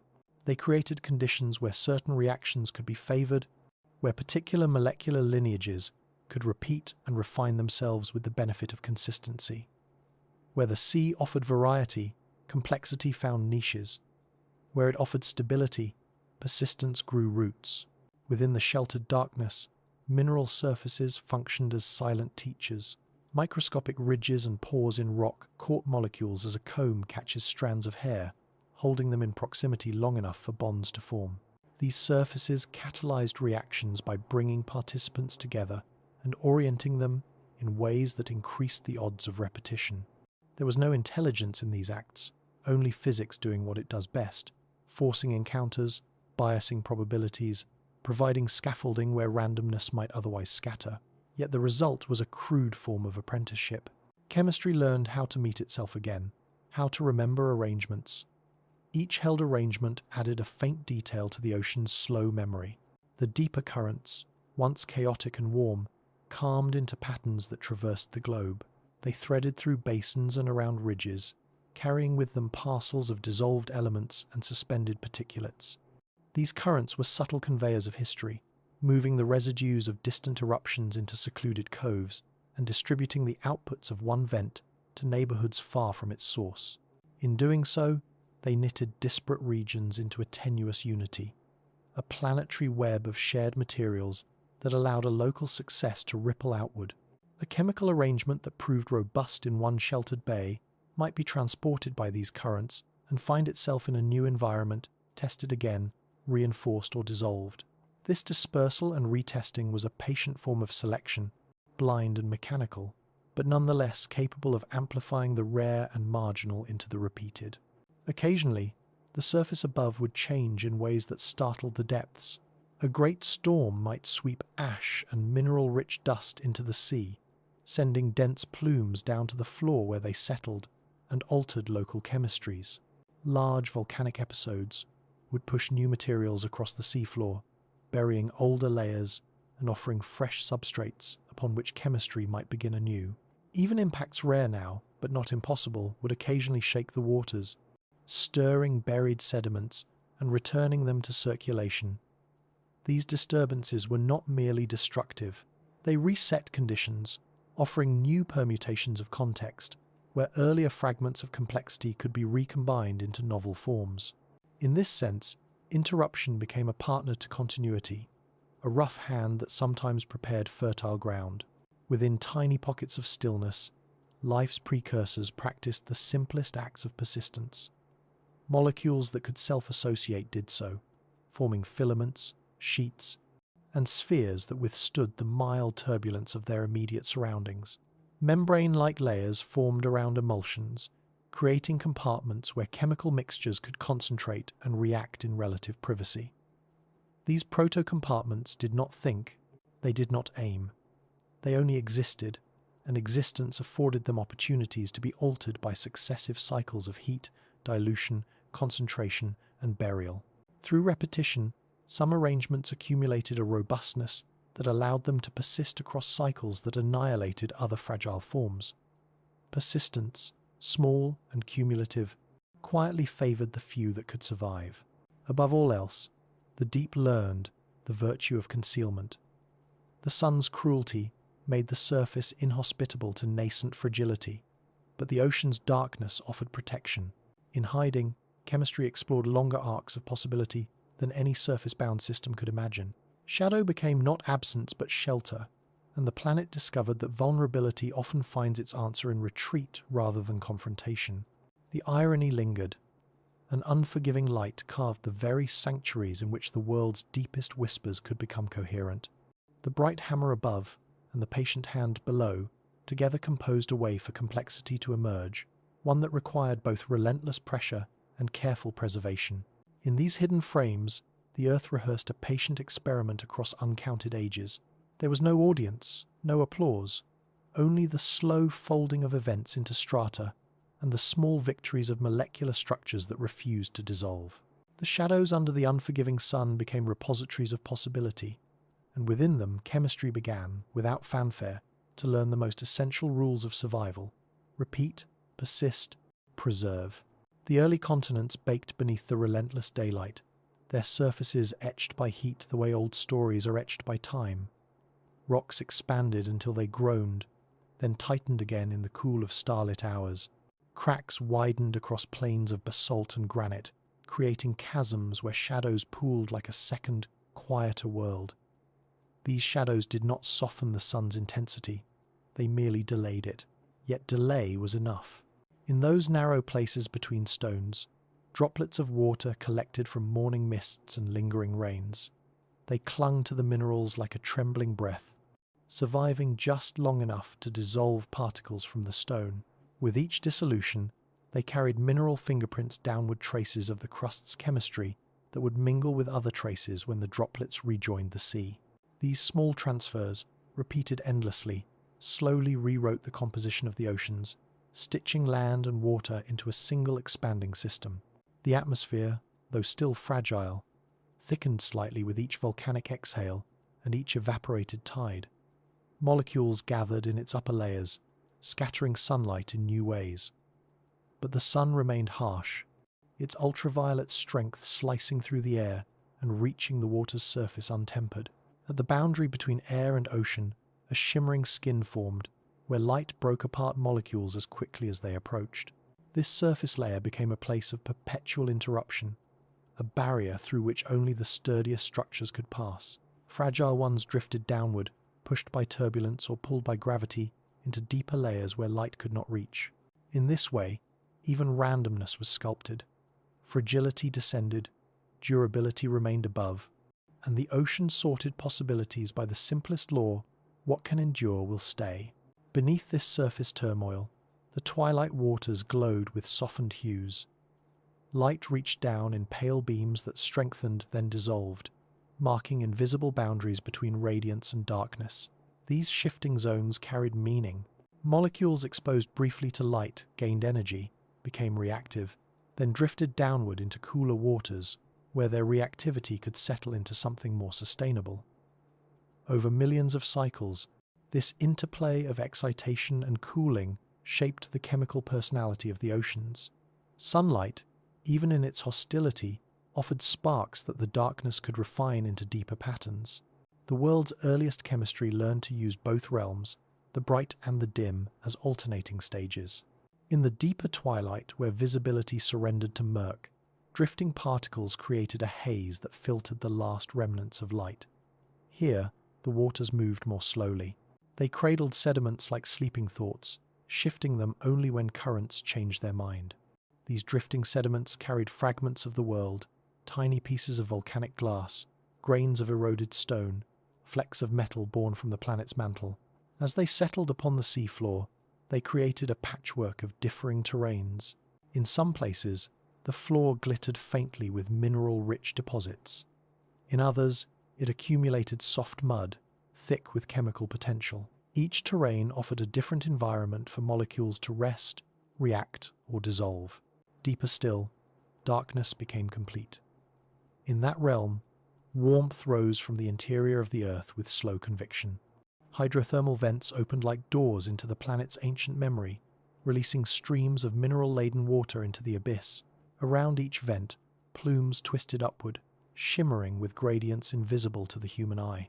These gradients, temperature, pressure, minerals, were the quiet architects of possibility. They pushed molecules into new arrangements, encouraged some reactions while hindering others, channeled complexity into forms that could withstand the pressure. Nothing here resembled life, yet everything resembled the conditions that would one day cradle it. Stone relied on silence in these depths. Minerals aligned along the surfaces of vent chimneys, building structures that rose inch by inch in the slow choreography of chemical precipitation. These structures provided scaffolding on which fragile molecules could gather without being scattered by current or heat. In protected pockets within the chimneys, warmth and minerals combined in ways that allowed delicate structures to persist for hours, then days, then geologic instants that felt like eternity compared to their earlier lifespans. Pressure pressed these structures into coherence. Temperature gradients encouraged them to reform even after they broke. Every failure became prelude to another attempt, and while the darkness refined, the sunlight above punished. It seemed impossible that the same star which burned the surface into inhospitable plains could also enable the chemistry of life's earliest attempts. Yet this contradiction was essential. The harshness created the refuge. The destruction created the need for shelter. The bright violence of the sun gave shape to the planet's shadows, carving out the safe spaces that the deep would turn into cradles of persistence. Without the sun's intensity, there would be no reason for molecules to hide, no gradients between light and dark, no difference between surface chaos and deep calm. It was the contrast that mattered, the tension between realms, the oscillation between extremes. Patterns drifted through this contrast, repeating themselves in slow, unmeasured sequences. Molecules that found stability in the deep repeated their forms again and again, shaped by currents, warmed by vents, sheltered by stone. They became familiar with themselves, not aware, not alive, but persistent in a way that hinted at both. And as ages passed, the ocean refined these patterns just as sediment refines stone layer by layer, attempt by attempt, memory by memory. Above it all, the sun continued its fierce descent, pouring ancient light across the world with no knowledge of what it had enabled below. The surface remained a place where nothing sensitive could survive for long, but the depths, untouched by brilliance, gathered every whisper of potential. Something was assembling there, quietly, patiently, as if waiting for the planet to cool just a little more before it revealed its intention. In the patient quiet beneath the ocean's sheltered layers, the world rehearsed the smallest gestures of continuity. Nothing yet lived, but something was beginning to return to itself, again and again, like a forgotten word whispered into the dark with growing certainty. Proto-molecules drifted through the warm waters, carried by currents shaped from the Earth's cooling breath. They collided, separated, and collided again, their bonds forming not through intent but through proximity, pressure, and time. Each collision was a small invitation to persistence. Each separation was a reminder of impermanence, and between these two truths, attachment and dissolution, a new pattern began to flicker into existence. The earliest structures were fragile, little more than arrangements of atoms held together by the soft insistence of environment. They were not stable, not reliable, not yet capable of remaining whole for long. Yet fragility did not prevent repetition. The ocean was full of surfaces that offered temporary shelter: clay sheets, volcanic glass, mineral ridges, and the porous walls of chimneys rising from hydrothermal vents. Molecules that drifted near these surfaces found themselves caught, aligned, and held in place just long enough to form bonds that might otherwise have been impossible. The surfaces acted like pages on which chemistry practiced writing, though the letters dissolved often before the ink could dry. Still, the attempts continued. Some arrangements copied themselves imperfectly, leaving behind echoes that resembled the originals only vaguely. But vague resemblance was enough for repetition. A structure that produced an echo, however flawed, had participated in the earliest form of remembering. These echoes drifted into new environments, where heat, minerals, and pressure altered them further. Variation accumulated. Some variations dissolved instantly, others persisted for a moment longer. And in that extra moment, so small it could barely be said to exist, the world found the foothold it needed. The vents that exhaled from the mantle offered a steady source of energy. Warmth moved upward through mineral channels, creating gradients that coaxed molecules into motion. It was here, in these pockets of rising heat and encasing stone, that the earliest chains formed long strands of repeating units that clung together with hesitant determination. Their bonds were easily broken, but not all at once. When one link dissolved, others remained, allowing the structure to be rebuilt rather than abandoned entirely. This partial endurance marked a new threshold. The molecules could now survive failure, and survival through failure, more than any spark of novelty, defined the beginning of life's lineage. In the deeper water, sheltered from light entirely, membranes formed from lipid-like compounds that naturally clustered together. These thin boundaries wrapped around small pockets of solution, creating spaces where concentrations could rise, where reactions could proceed in relative quiet. These membranes were unstable, constantly forming and collapsing, but even collapse contributed to the ocean's growing memory. When a membrane dissolved, it released its concentrated contents into new environments, offering fresh combinations for chemistry to explore. These pockets, born and undone in cycles that followed the rhythms of heat and current, taught the earliest structures that enclosure could be a tool, even if that tool could not yet withstand the world for long. Patterns emerged with excruciating slowness. A few proto-molecules copied themselves more consistently than others. Their imperfect replicas spread across the ocean floor, interacting with minerals that altered them further. In some cases, chemical reactions produced byproducts that reinforced the structures, creating feedback loops that lasted longer than the random motions of the sea might have predicted. These loops were not alive. They did not seek energy. They did not strive. They simply repeated, and repetition itself began to refine them. Over countless cycles, the planet rewarded what persisted, not through benevolence, but through the simple mathematics of endurance. The ocean's warmth helped. Heat kept reactions fluid, allowing bonds to break and reform in a dance of constant revision. Darkness helped too. Without the sun's destructive radiance, delicate arrangements had time to gather themselves. Even pressure played its role, stabilizing structures that might otherwise drift apart in the open shallows.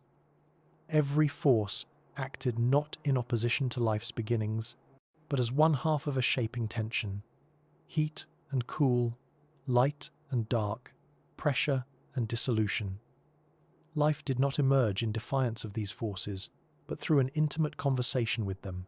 As the earliest structures repeated themselves, they accumulated small efficiencies, a shape that required fewer steps to rebuild, a bond that held slightly longer before dissolving, a cycle that produced its own reinforcement. These efficiencies were not chosen. They simply emerged and lingered because the environment allowed them to. Slowly, patterns capable of withstanding both time and temperature began to appear. These patterns were the first breathe-like acts, not breaths of air, but breaths of energy, carried by gradients in heat and mineral concentration. They were tiny movements toward continuity, small enough to vanish unnoticed, yet persistent enough to influence what came next. Most attempts failed, collapsing into formlessness before any pattern could be repeated. But failure was no obstacle. The ocean recycled everything, every breakdown, every dissolved structure, every incomplete chain, returning the pieces to the vast chemical commons where they could try again. Failure was rehearsal, repetition was memory, and memory, though faint, began to accumulate in the world's deep places. By the time this era reached its quiet crescendo, the oceans held countless whispers of chemical continuity. None of these whispers could yet be called life. They were not aware. They were not intentional. But they refused to dissolve entirely. They persisted, clinging to stone, riding currents, gathering in sheltered cracks.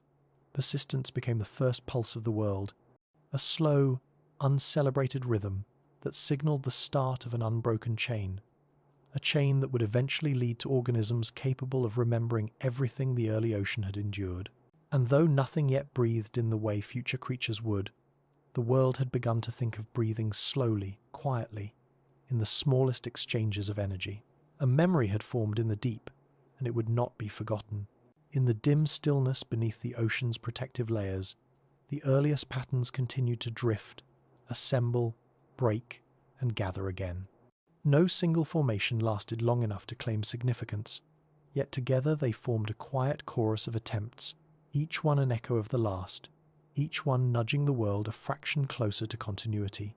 These proto-structures were shaped by nothing more dramatic than the rules of chemistry and the patience of water. They moved without direction, guided only by the slow choreography of currents and the faint pull of mineral surfaces. And yet, something in their motion hinted at a potential the planet had never known before. The potential to keep going. Along the edges of hydrothermal vents, heat seeped into pockets of water with slow precision. In these warm shallows of the deep, molecules encountered each other more readily, encouraged by the energy rising from the Earth's interior. Bonds formed that might have taken ages to appear in cooler waters. Chains grew slightly longer. Rings formed accidentally, then broke apart, only to form again in slightly altered shapes. The vent walls, rich in iron, sulfur, and other reactive minerals, served as catalysts, pressing molecules into alignments they might not otherwise discover. Each alignment represented a brief alignment of circumstances, a moment where the world's ingredients leaned toward complexity without yet understanding what they were doing. Occasionally, something rare occurred, a structure that could encourage the creation of another structure like itself. These self-templating forms were clumsy, error-prone, often incomplete. They fractured under heat, dissolved in currents, or drifted into regions where sunlight's ghostly remnants broke their bonds apart. But even these failures bore significance. The fragments they left behind sometimes served as templates themselves, repeating partial patterns, allowing the ocean to accumulate not one lineage but many, each imperfect, each fragile, but each giving the next attempt a starting point more organized than random collisions alone could provide. The ocean's floor became a quiet workshop for these patterns. Sediment layers, soft and fine, allowed molecules to settle gently before being covered by new dust. These burial events protected them for brief intervals, shielding them from heat and movement long enough for reactions to proceed. When currents stirred the sediment again, partially formed structures were released back into the water, introducing new variations into the drifting pools of chemistry. It was as though the ocean itself was learning how to turn stillness and motion into alternating phases of a slow elemental rhythm. Shallow pools near volcanic shores offered a different environment entirely. Heated by sunlight and geothermal breath, they experienced cycles of evaporation and rehydration that concentrated molecules to levels nearly impossible in the open sea. As water evaporated from these pools, thin films formed on mineral surfaces, films dense with organic fragments. Some of these fragments fused under the sun's intensity, others curled into spirals. Still others linked into short chains, reminiscent of the longer sequences, forming near deep-sea vents. These pools, though vulnerable to destruction by storms or tides, offered something the deep could not: moments of extreme concentration where the ingredients of complexity gathered more closely than elsewhere on Earth. It was in these alternating environments that the world learned the value of imbalance. Too much heat destroyed, too little heat stalled, too much water diluted, too little water desiccated. But between the extremes lay a narrow window where failures could accumulate into memory. The ocean experimented endlessly within this window, exploring every gradient, every pressure, every temperature shift. What emerged were not living things, but conditions that favored the beginnings of living things, conditions that rewarded what could withstand repetition. Sometimes, the earliest structures formed thin shells around themselves, boundaries that slightly protected their interiors from outside influence. These shells were unstable, dissolving quickly, but they hinted at a truth chemistry was slowly discovering, that separation could be useful. A boundary could create a space where reactions proceeded differently than in the open sea. Even the smallest, briefest enclosure allowed a pattern to endure a moment longer than it otherwise would have. In those moments, the world practiced division inside and outside, self and environment, concentration and dispersion. These distinctions did not yet mean anything, but their repetition created the possibility that one day they might. Deep currents carried these early attempts across the planet, scattering them into new surroundings where different minerals, temperatures, and pressures introduced new variables. A structure that dissolved instantly in one region might persist briefly in another. Every journey altered the composition of the oceans, leaving behind traces that influenced the next wave of reactions. Over time, the seas became rich with failed experiments, partial sequences, and dissolved fragments. Yet the ocean did not mourn these losses. It absorbed them, recycled them, and turned them into material for new attempts. In this recycling lay the secret of continuity. Nothing was wasted. Every failure offered new ingredients for the next whisper of persistence. The early world trembled still from the memory of ancient impacts, but the trembling only stirred the broth of molecules more thoroughly. Vibrations traveled through the crust and into the water, shaking loose minerals, disturbing sediments, pushing structures into new combinations. The planet's lingering wounds became a source of opportunity, carving out niches and gradients where complexity could gather. Even destruction had become an ingredient in creation. And so, over countless ages, the ocean refined the first gestures of breathing, not in the sense of air passing through lungs, but in the sense of energy passing through structures, being absorbed, released, and absorbed again. These earliest breath-like movements were faint, barely distinguishable from the background murmur of chemistry. But they persisted, and persistence, more than novelty, became the guiding thread. Life had not yet appeared, but something irreversible had begun. A memory taking shape in water, refusing to dissolve, returning each time with more certainty than before. It was the first hint of a chain that would one day stretch across the entire history of the world. The oceans, now practiced in their quiet rituals of repetition, became vast libraries of half-formed possibilities. Their waters swirled with fragments of organic patterns, the remnants of countless attempts at coherence. These fragments did not know what they were becoming. They only moved, drifted, dissolved, and reassembled under the influence of gradients older than memory. Heat from the mantle pushed upward, stirring them gently. Minerals seeped from the crust, adding their signatures to the broth. And sunlight, softened by the thickening atmosphere, still altered molecules near the surface before they sank into safer depths. Every force contributed to a world in which repetition was not just possible, but increasingly reliable. Among these fragments, certain combinations developed small advantages, not advantages measured in strength or intention, but in the simple arithmetic of survival. A chain that folded upon itself could resist heat longer than one that remained extended. A spiral could slip through turbulent currents more gracefully than a rigid rod. A structure that curled into a protective loop might survive long enough to meet another structure and exchange pieces of itself. These advantages were tiny, almost trivial, yet they shaped the chemistry of the oceans the way wind shapes dunes, slowly, invisibly, but inevitably. At hydrothermal vents, where minerals rose from the Earth's interior in shimmering plumes, patterns grew more confident. The vents exhaled energy in steady pulses, creating gradients that fueled reactions impossible in colder waters. Protomolecules near these vents encountered complex minerals that coaxed them into specific shapes that encouraged replication-like behaviors. These replicating attempts were crude and error-prone. They copied only portions of themselves. They changed with every cycle. But change, here, was not a flaw. It was a source of novelty. Variations that dissolved too quickly left no trace. Variations that lasted a little longer provided the seeds for further refinement. Some of these proto-patterns learned to interact with their surroundings in subtle ways. They bound loosely to mineral surfaces, positioning themselves so that incoming molecules could latch onto them. The surface acted like a template. The pattern acted like a whisper guiding the arrangement. When new molecules aligned themselves around the whisper, they sometimes formed sequences that resembled the original. The resemblance was rarely exact, but resemblance was enough to begin forming a lineage. A lineage, in this era, was nothing more than a tendency to reappear, a faint echo repeated across centuries of silent chemical practice. Elsewhere in the ocean, thin films formed wherever organic fragments gathered near the boundaries between warm and cool water.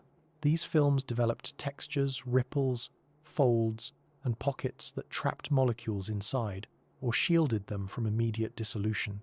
Such films resembled the earliest membranes, born not through purpose but through physics. They assembled spontaneously when conditions permitted, wrapping themselves around droplets of solution. Inside these droplets, reactions occurred at a different pace than in the open water. Concentration increased. Mistakes accumulated. Structures adapted to these mistakes simply by persisting long enough for them to matter. Over time, some droplets began to divide under stress. Heat could stretch them, turbulence could tear them, but when they broke, each half sometimes retained enough internal structure to continue the processes that had begun inside the parent. These early divisions were not reproduction, they were survival through fracture. Yet even such crude division held meaning.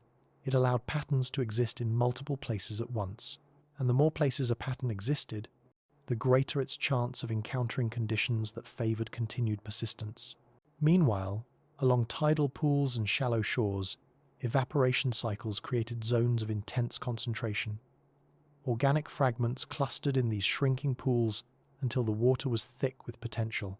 Heat baked the compounds into brittle crusts that cracked when rehydrated by returning waves. The cracks allowed new molecules to infiltrate old ones.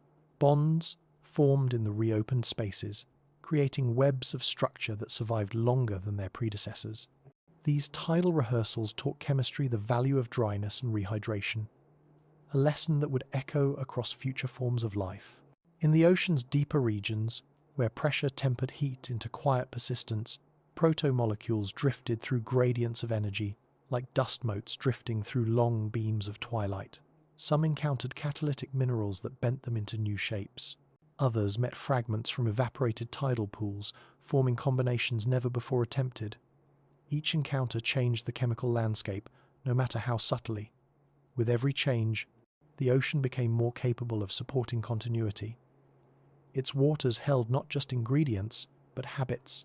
Habits formed from repetition, from resilience, from countless attempts that refused to vanish entirely. Eventually, among the countless patterns drifting through these waters, some structures began to use energy more efficiently. They absorbed warmth from gradients, storing chemical potential within their shapes. They released this energy in small, predictable ways, powering reactions that sustained their forms. These were the earliest breaths, not breaths of air, but breaths of energy, exchanged with the world in rhythmic cycles. Such structures were far from alive, but they carried a rhythm that the world recognized as a step toward continuity. Even as the sun's brilliance continued to punish the surface, the deep water remained steady, nurturing these patterns in silence. Life had not yet appeared, but the path toward it had undeniably begun. The ocean was no longer a mere environment. It had become a memory system, a vast network of interactions that recorded every attempt, every fragment, every partial success. In that memory, the first whisper of life, still silent, still unseen, prepared itself for the long journey ahead. It had no awareness, it had no desire, but it persisted, and persistence, the oldest form of breathing, carried it forward. The deep ocean, now rich with drifting sequences and dissolving echoes, held its breath in a way the surface never could.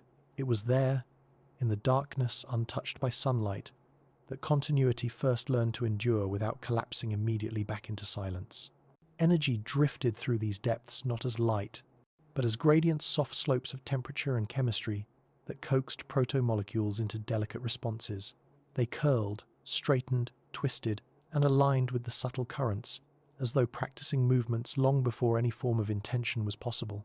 These movements were small, almost imperceptible, but they shaped how the earliest structures interacted with the world around them. In a realm governed by pressure and patience, even the faintest gesture could become a rehearsal for survival. Some proto-molecules discovered, by accident alone, that certain shapes protected them from dissolving too quickly. A loop here, a fold there, a kink that shielded a fragile bond from being torn apart by restless currents.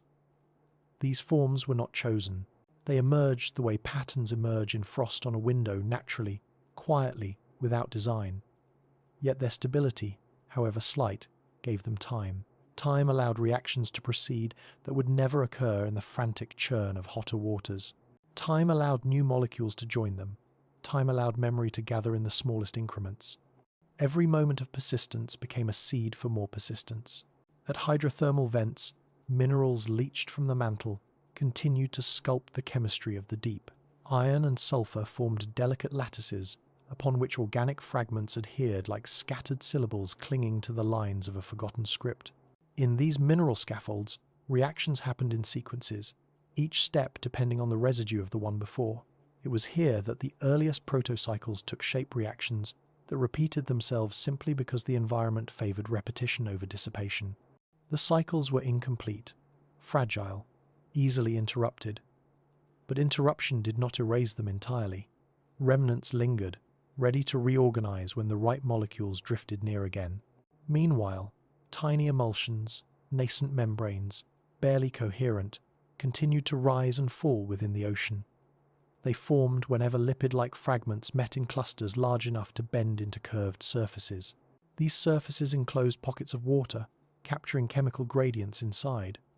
Though the enclosures were permeable, constantly exchanging molecules with the surrounding sea, they created an inside distinct from the outside for the first time in the planet's history.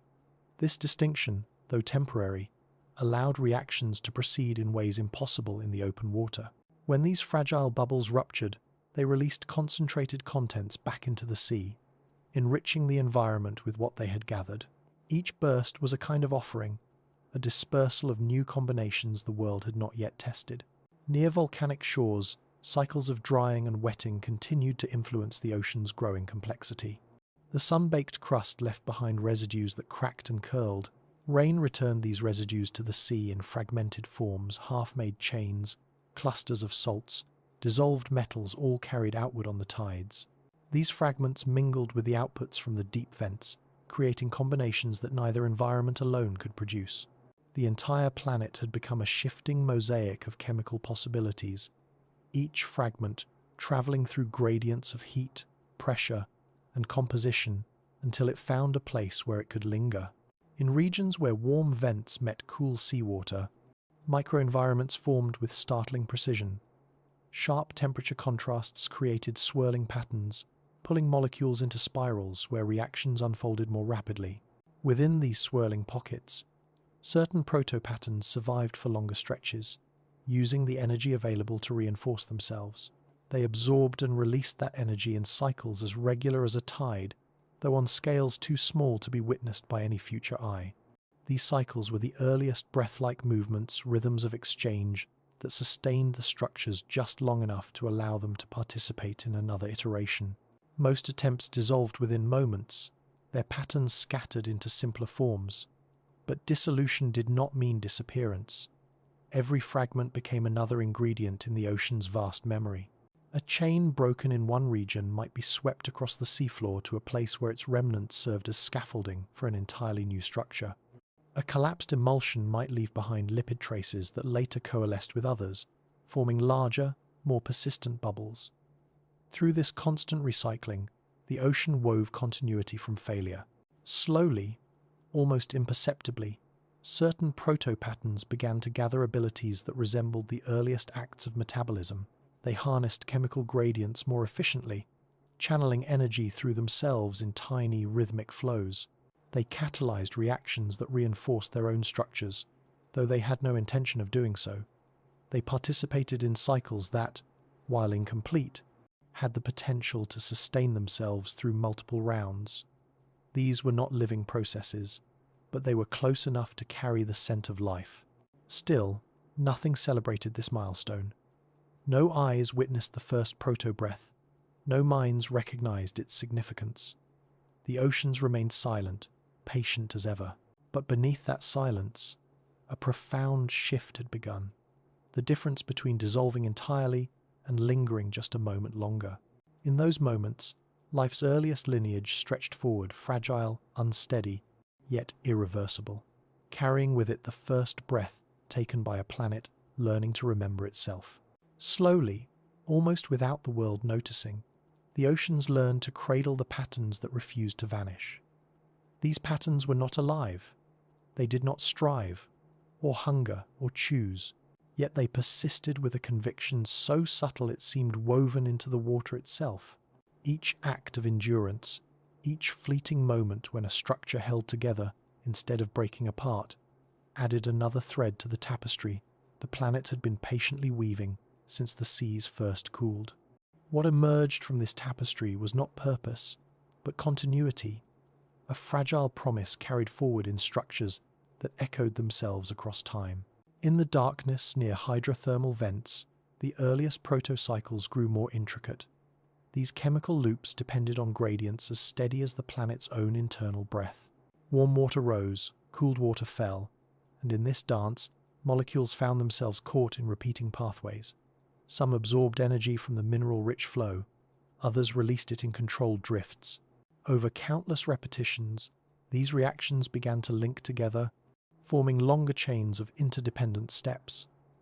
The chains were fragile, disrupted easily by turbulence or shifts in temperature, but when they broke, fragments drifted into nearby regions where they could reassemble or join new networks entirely. The sea, indifferent yet nurturing, recycled every misstep into another opportunity. Beyond the vents, in the ocean's broad mid-depths, thin membranes assembled and dissolved with rhythmic patience. These proto-boundaries grew slightly more robust, able to maintain their shapes for minutes or even hours before succumbing to the water's motion. Within them, reactions took place in concentrated pockets, yielding products that could not have formed in the open sea. When the boundaries collapsed, these products spilled outward, seeding the surrounding water with structures capable of subtle reinforcement. The ocean was becoming a system that remembered not through intention, but through the accumulation of stable residues that shaped future reactions. A memory held not in minds, but in molecules. Occasionally, currents gathered these residues into sheltered depressions on the seafloor. Here, the weight of water pressed them into mineral surfaces, encouraging bonds to form that were stronger than those forged in drifting currents.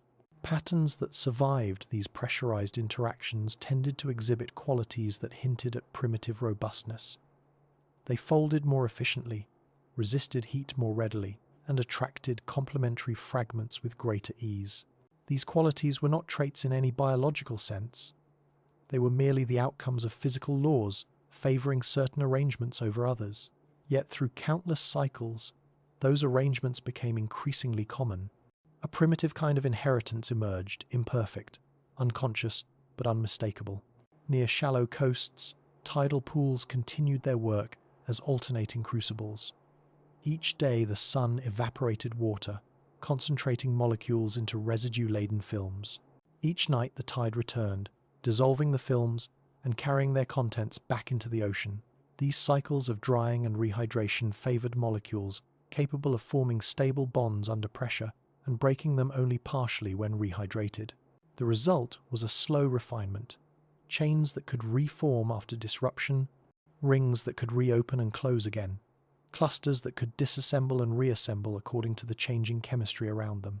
Tide after tide, trial after trial, the patterns grew more adept at surviving the transformation. Still, the world remained silent. No organism yet existed to witness the ocean's quiet preparations. The planet itself was audience enough. Its crust trembled with geothermal breath, its mountains wore down under patient rains, its basalt plains expanded and contracted under the harsh brilliance of the sun.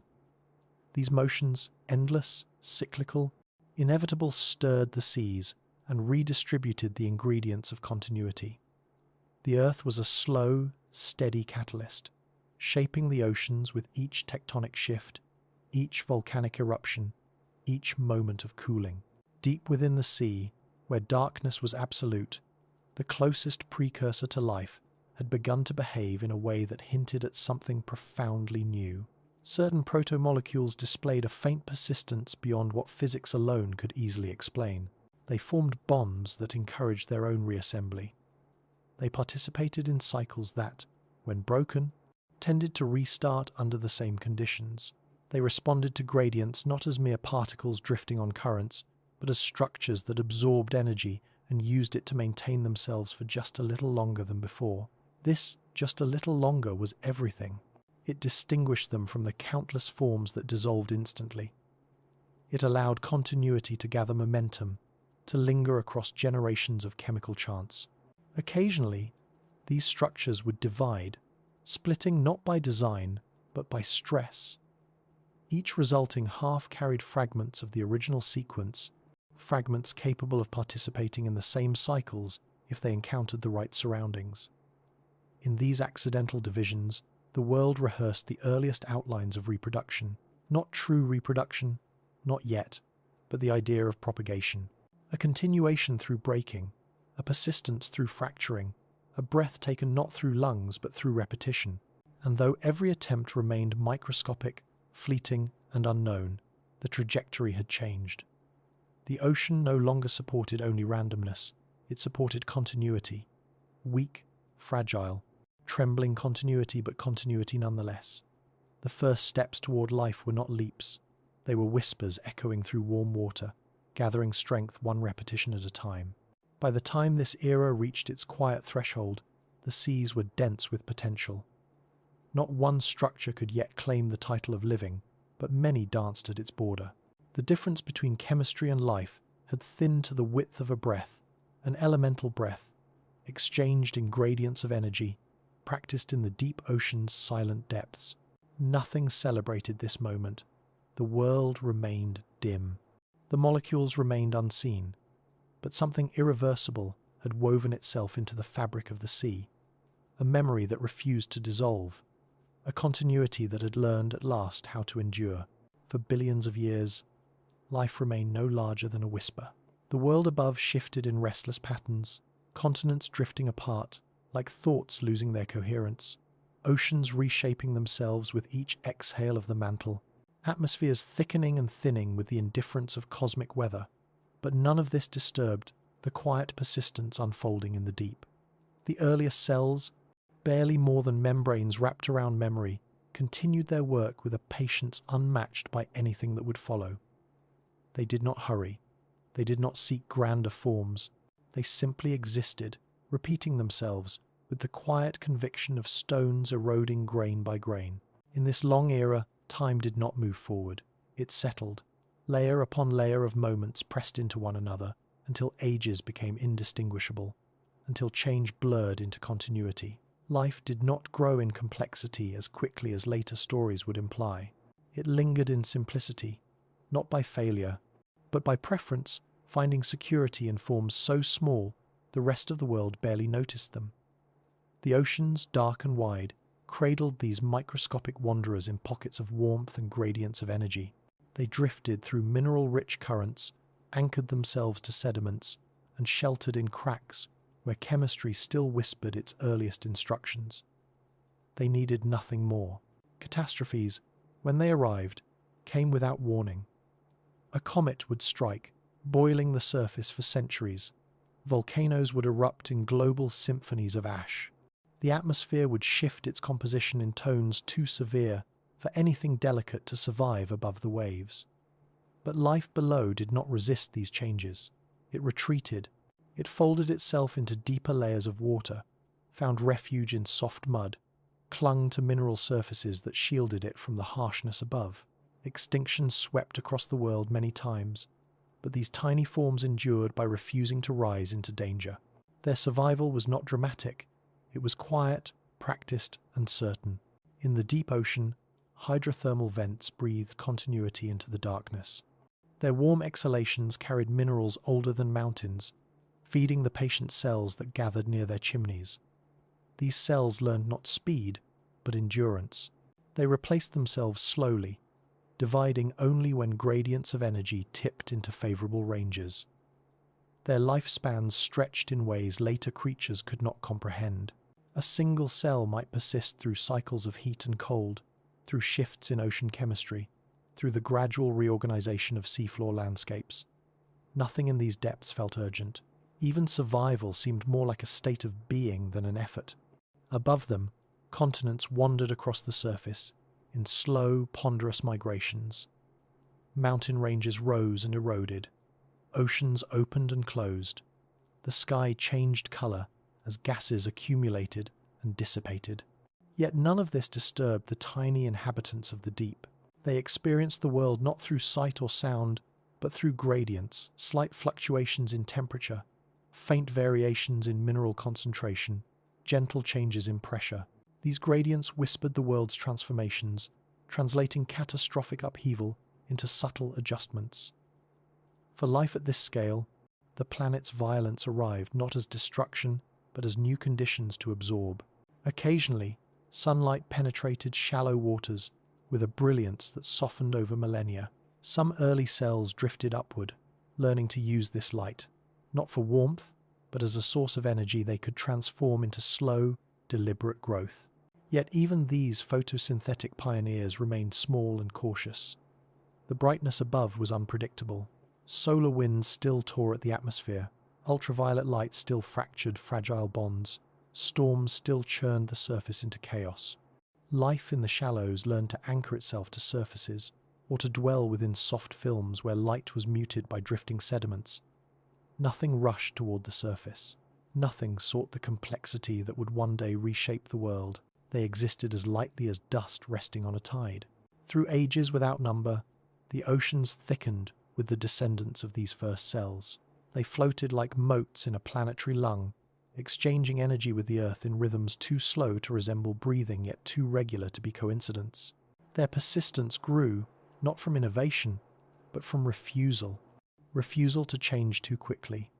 Refusal to leave environments that had sheltered them for millions of years. Refusal to allow catastrophe to define their fate. In a world full of violent cycles, their constancy became a kind of anchor. Even the planet itself seemed to match their tempo. Tectonic plates slowed their drift. Volcanoes erupted with longer intervals between outbursts. The atmosphere began to stabilize as gases settled into new equilibrium. Nothing in this era broke the silence the cells had cultivated. The Earth breathed slowly now, exhaling warmth through vents, inhaling cold through the depths. And in that breath, microscopic life flourished not by becoming something new, but by perfecting the art of remaining. Billions of years passed in this quiet stasis. To the human imagination, such a span feels empty, devoid of progress or story. But here, in the stillness, lay the planet's deepest lesson, that endurance shapes worlds more profoundly than change. These tiny cells, drifting in their cathedral of darkness, refined the earliest rules of living. They learned how to store energy, how to maintain boundaries, how to divide without losing memory. Their simplicity was not primitive, it was resilient. It allowed them to survive what entire future lineages would never endure. When this era moved toward its gentle close, life had not grown larger, but it had grown certain of its rhythms, certain of its structures, certain of its astonishing ability to continue. It had become conviction made microscopic. The world drifted through ages so long they seemed less like periods of time, and more like sedimentary layers of existence, each pressed gently atop the last. In these depths of history, life did not expand outward but inward, strengthening the quiet routines that kept it from dissolving back into the sea. Every cell, suspended in the dark water or nestled against mineral surfaces, carried forward a continuity too subtle to break. They divided at rhythms dictated not by ambition but by necessity. They mended their fragile membranes with patience. They performed the same simple exchanges of energy that their ancestors had learned millions of years before. In this repetition, the world found stability for the first time. Above, continents stretched themselves and drifted apart, colliding again in slow, inevitable embraces. Mountain ranges rose like breath held for too long, then crumbled in long exhalations of erosion. Oceans shifted as the seafloor renewed itself, swallowing old basins and creating new ones.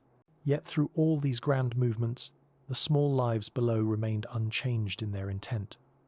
The earth rearranged its surface endlessly, but the quiet chemistry beneath the waves continued without interruption. Catastrophe was a language spoken only in the realm of giants.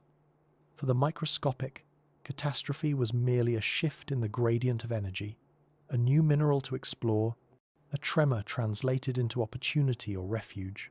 Storms swept across the surface, sculpting coastlines into shapes no eye would ever see. Lightning traced temporary hieroglyphs in the sky. Volcanic islands burst upward from the sea, staining the water with minerals that drifted downward over centuries. Life received each gift with unhurried gratitude.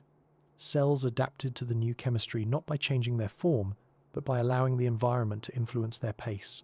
Slight increases in iron encouraged new metabolic tricks. Slight decreases in warmth slowed their division. They obeyed the world's shifting conditions without resistance, as though the planet were breathing through them. Nothing yet hungered, but everything responded. Some cells settled near vents that exhaled ancient warmth, feeding on the gradients as if drinking from a slow, quiet river. Others drifted toward the surface, where light filtered through in muted tones. These photic layers were dangerous. Sunlight still carried the remnants of an unkind star, but some cells learned to use its energy in ways that strengthened their grip on existence. They grew pigments that protected their delicate interiors. They learned to convert the sun's relentless brightness into a trickle of usable energy. It was not mastery. It was survival through softness, endurance through incremental adjustment. Meanwhile, deeper life never left its shadows. Entire lineages spent billions of years in utter darkness, immune to the dramas above. They passed their memory from one cell to the next, not through thought, but through structure, a membrane that folded just so, an enzyme-like molecule that responded the same way each time, a boundary that repaired itself even when the sea cooled unexpectedly. Their inheritance was astonishingly simple, yet it held the strength of mountains. It allowed them to drift through upheaval without noticing that upheaval had occurred at all. Occasionally, the world tested this resilience. A meteor would strike, boiling the surface and darkening the sky for centuries. Glaciers would advance, covering continents in sheets of cold that stretched down to the sea. Volcanoes would roar in unison, filling the atmosphere with ash until sunlight faded into a memory. But the small did not falter. They retreated slightly deeper, slowed their cycles, tightened their membranes, waited. Waiting became their most powerful act. While the giants above crumbled under the weight of change, the microscopic continued as though time were an ocean, and they were simply learning how to float within it. The oceans grew older, their flavors richer with dissolved rock and drifting remains of earlier worlds. Sediments layered upon each other in gentle spirals, each grain holding memories of distant mountains and forgotten shores. Within these sediments, cells found new homes, burying themselves in mud thick enough to shield them from fluctuations in temperature and chemistry. These burials were not ends, but sanctuaries. Some cells would linger in these layers for centuries before currents stirred them back into circulation. Others remained trapped long enough for entire continents to shift overhead. Yet even then, they endured dormant, quiet, patient as dust waiting for wind. The planet hummed with slow transformation, but life answered only with persistence. Its simplicity became its armor. While more complex worlds would later rise and fall in dramatic arcs, these early forms lived in a time before fragility. They asked nothing of the world except the chance to repeat themselves, and the world, in its shifting generosity, granted that chance again and again. Nothing grew larger, nothing grew aware, but everything grew certain, certain of the patterns that sustained it, certain of the gradients that fed it, certain of the slow, steady breath of the ocean that had become its cathedral. The era stretched on, unbroken, a long twilight, where continuity deepened its roots. By the time these ages neared their gentle turning, life had not evolved into new shapes, but it had woven itself into the planet so thoroughly that no future catastrophe could unmake it completely. It had become resilience incarnate, a whisper that refused to fade. Through the long, unbroken quiet of these ancient ages, life did not seek transformation, it sought permanence. The ocean became a library of cells repeating themselves with the steadiness of tides. They did not yearn for complexity. They did not anticipate futures. They simply persisted, their forms unchanged as continents cracked and drifted overhead. In their stillness, they carried memories older than mountains, memories etched not in thought, but in patterns of structure that could withstand the slow grinding of geological time. Storms continued to sculpt the surface, reshaping coastlines into transient mosaics. Winds roamed the atmosphere, carrying dust from one continent to another.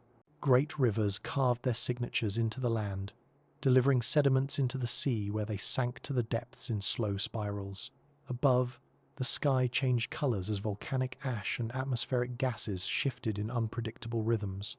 But none of this disturbed the quiet gatherings of life below. Even when ash darkened the sky for centuries, altering the temperature of the upper ocean, life adapted with the same calm certainty it had always known, slowing its breath, conserving its strength, waiting for conditions to settle back into familiar gradients. In some epochs, the oceans warmed until the shallows shimmered with heat. In others, icy caps expanded, cooling the surface and driving cold water downward. These fluctuations carved new habitats within the sea, warm pockets near volcanic ridges, cold trenches that hugged the ocean floor, temperate layers suspended between them. Life inhabited all of these layers, not by choice, but by simple drift. Cells carried by currents found themselves in new environments and responded in ways that mirrored their ancestors' earliest lessons. Hold together, react slowly, endure. This endurance shaped the planet's future more deeply than any catastrophe.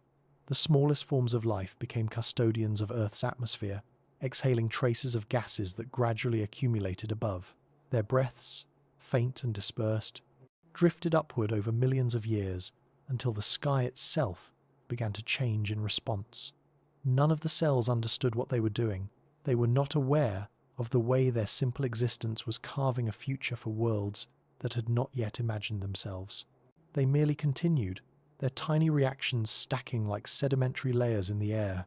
Occasionally, the deep ocean pulsed with unexpected warmth. Magma shifted beneath the crust, opening new vents that spewed minerals into the abyss. Cells nearby reacted with quiet curiosity, drifting into the plumes to feed on the gradients. These plumes became sanctuaries, warm cradles amid the cold darkness, where life rehearsed variations too subtle to be called evolution. A protein-like structure folded differently here, a membrane thickened slightly there. Most changes dissolved before they could make a difference, but a few found ways to persist, and persistence became identity. Even as the Earth continued to reshape itself, life refused to rush. Catastrophic events, those that would later be recorded in rock as sharp breaks between eras, barely rippled the continuity of the deep. When temperatures rose suddenly, life sank deeper. When oceans acidified, life shifted sideways into sediments. When continents collided, enclosing seas and altering currents, life absorbed the change without panic. Its strength lay not in innovation, but in repetition. Over time, this repetition became the backbone of the planet's endurance.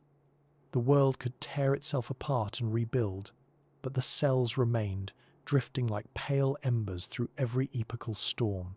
There were moments, rare but profound, when a lineage of cells encountered conditions that allowed it to stabilize in new ways. These changes were microscopic, barely deviations at all, a slightly more efficient use of energy, a membrane that mended itself more quickly, a reaction cycle that ran a bit more smoothly. These improvements did not revolutionize life, they simply made it more resilient. And that resilience carried forward, generation after generation, until the improvements became the quiet norm. Sediments continued to accumulate, creating thick blankets across the seafloor. Within these layers, cells lived and died without ever seeing open water. They passed their structure to descendants who would never know the world above, creatures devoted entirely to darkness and pressure. These buried lineages survived for astonishing spans of time, enduring conditions so stable that change became irrelevant. For them, evolution was not a march forward. It was a circle, repeating familiar patterns across billions of years. Their history was written not in dramatic shifts, but in the quiet conviction that their form was enough.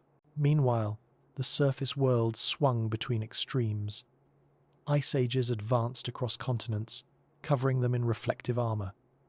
Greenhouse epochs followed, turning the planet into a warm, humid sphere. Oceans rose and fell, swallowing coastlines and exposing new land. Volcanoes built mountains that would one day erode into dust. Yet all the while, life at the microscale remained unbroken. No matter how many times the surface world reshaped itself, the small endured in their silent steadiness. So the era stretched on an age not defined by what changed, but by what refused to change. Life remained microscopic, uncelebrated, unseen. Yet its unbroken lineage threaded through every upheaval, a quiet testimony to endurance without ambition. By the time this era began to soften, life had not grown in size, but in certainty. It had become inseparable from the Earth itself, woven into every ocean layer, every sediment bed, every whisper of geothermal heat. It had become the planet's pulse, slow and steady, refusing to end. Ages flowed into one another so gently that even the Earth struggled to distinguish them. Mountains rose, but not for any creature to witness their ascent. Seas deepened, but only the oldest sediments remembered their former shallows. Life, still anchored in simplicity, drifted through these transformations with a patience that bordered on devotion. Each cell was a small inheritance of stability, a boundary wrapped around memory, repeating itself across billions of years without seeking anything more than the chance to continue.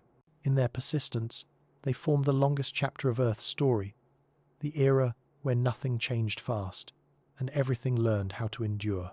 Currents carved new paths through the oceans, swirling dissolution and creation in equal measure. Some carried warmth from equatorial waters to the cold of the abyss. Others transported minerals across entire basins, linking distant regions in chemical conversation. These currents, slow yet relentless, acted as messengers of stability.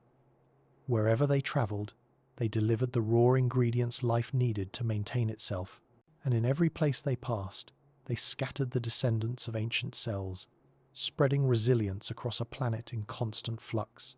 Volcanoes punctuated the silence with their sporadic eruptions, each one rewriting the local landscape with ash and molten breath.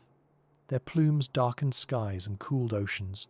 Their minerals settled into the deep, offering fresh nourishment to cells accustomed to scarcity. Life answered these eruptions not with fear, but with stillness. It did not resist the changes, it absorbed them, transforming each shift in chemistry into another long rehearsal for survival. It was as though the planet's oldest inhabitants had decided that patience itself was their most profound adaptation. In the shallows, light began to soften. The atmosphere thickened slowly through the accumulation of gases released by countless microbial breaths. These gases, rising from currents and drifting toward the sky, began to weave the first threads of a protective veil. Ultraviolet light still pierced the surface, but with slightly less ferocity than before. Near the edges of submerged rocks, certain cells crept closer to the illumination, using its energy to sustain themselves more efficiently. They adapted pigments to shield their fragile structures, darkening themselves against the bright assault. Their adjustments were small, measured across millions of years, but each one broadened the ways life could interact with the world. Still, the deep remained the true refuge. Pressure embraced the small and sheltered them from the volatility above. Entire ecosystems, built on simplicity, thrived in sediments that never saw daylight. Here, life followed no seasons, no tides, no shifting winds. It listened only to gradients of heat rising from the mantle and to the slow drift of minerals settling from the surface. These deep-dwelling communities became the quiet heart of the planet's living memory, repeating their cycles with such consistency that even extinction events above could not silence them. Ice ages came and went, though no animal feet yet pressed into the frost. Glaciers advanced and retreated across continents, carving valleys that future forests would one day inherit. When the oceans cooled, cells near the surface descended into warmer currents below. When the seas warmed, they rose again, exploring new layers of water as if guided by instinct, though it was not instinct, but chemical sensitivity, ancient and unwavering. Through every climate shift, the microscopic endured with elegant obedience to the planet's slow commands. Some lineages grew more versatile over time. They learned to thrive in salt marshes that formed along shifting shorelines. They found refuge in freshwater pools carved by rainfall. They colonized warm shallows near volcanic islands or hid within mineral crusts on the seafloor. Without ever seeking expansion, they expanded, not through ambition, but by simple presence, by allowing currents, winds and tides to carry them into new environments where survival posed only a slight variation on an old theme.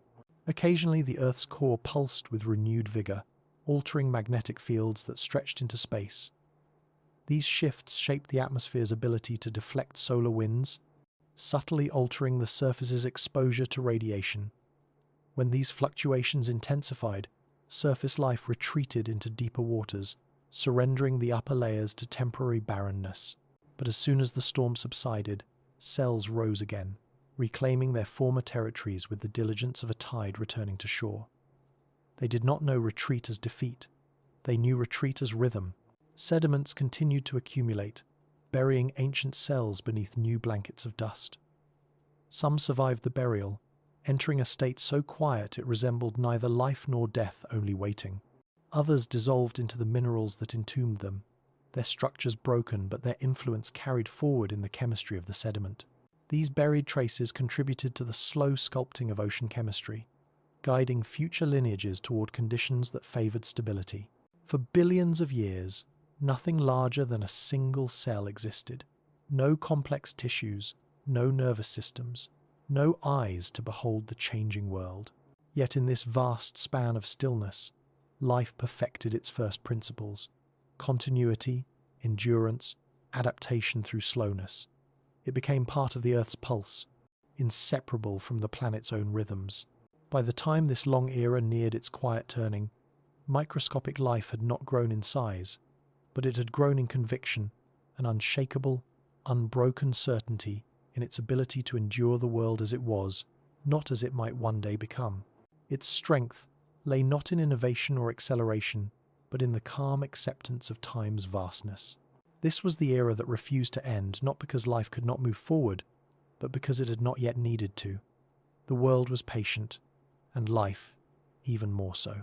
As the planet continued its slow drift through cosmic emptiness, the early oceans carried forward their quiet passengers with a gentleness that felt almost deliberate.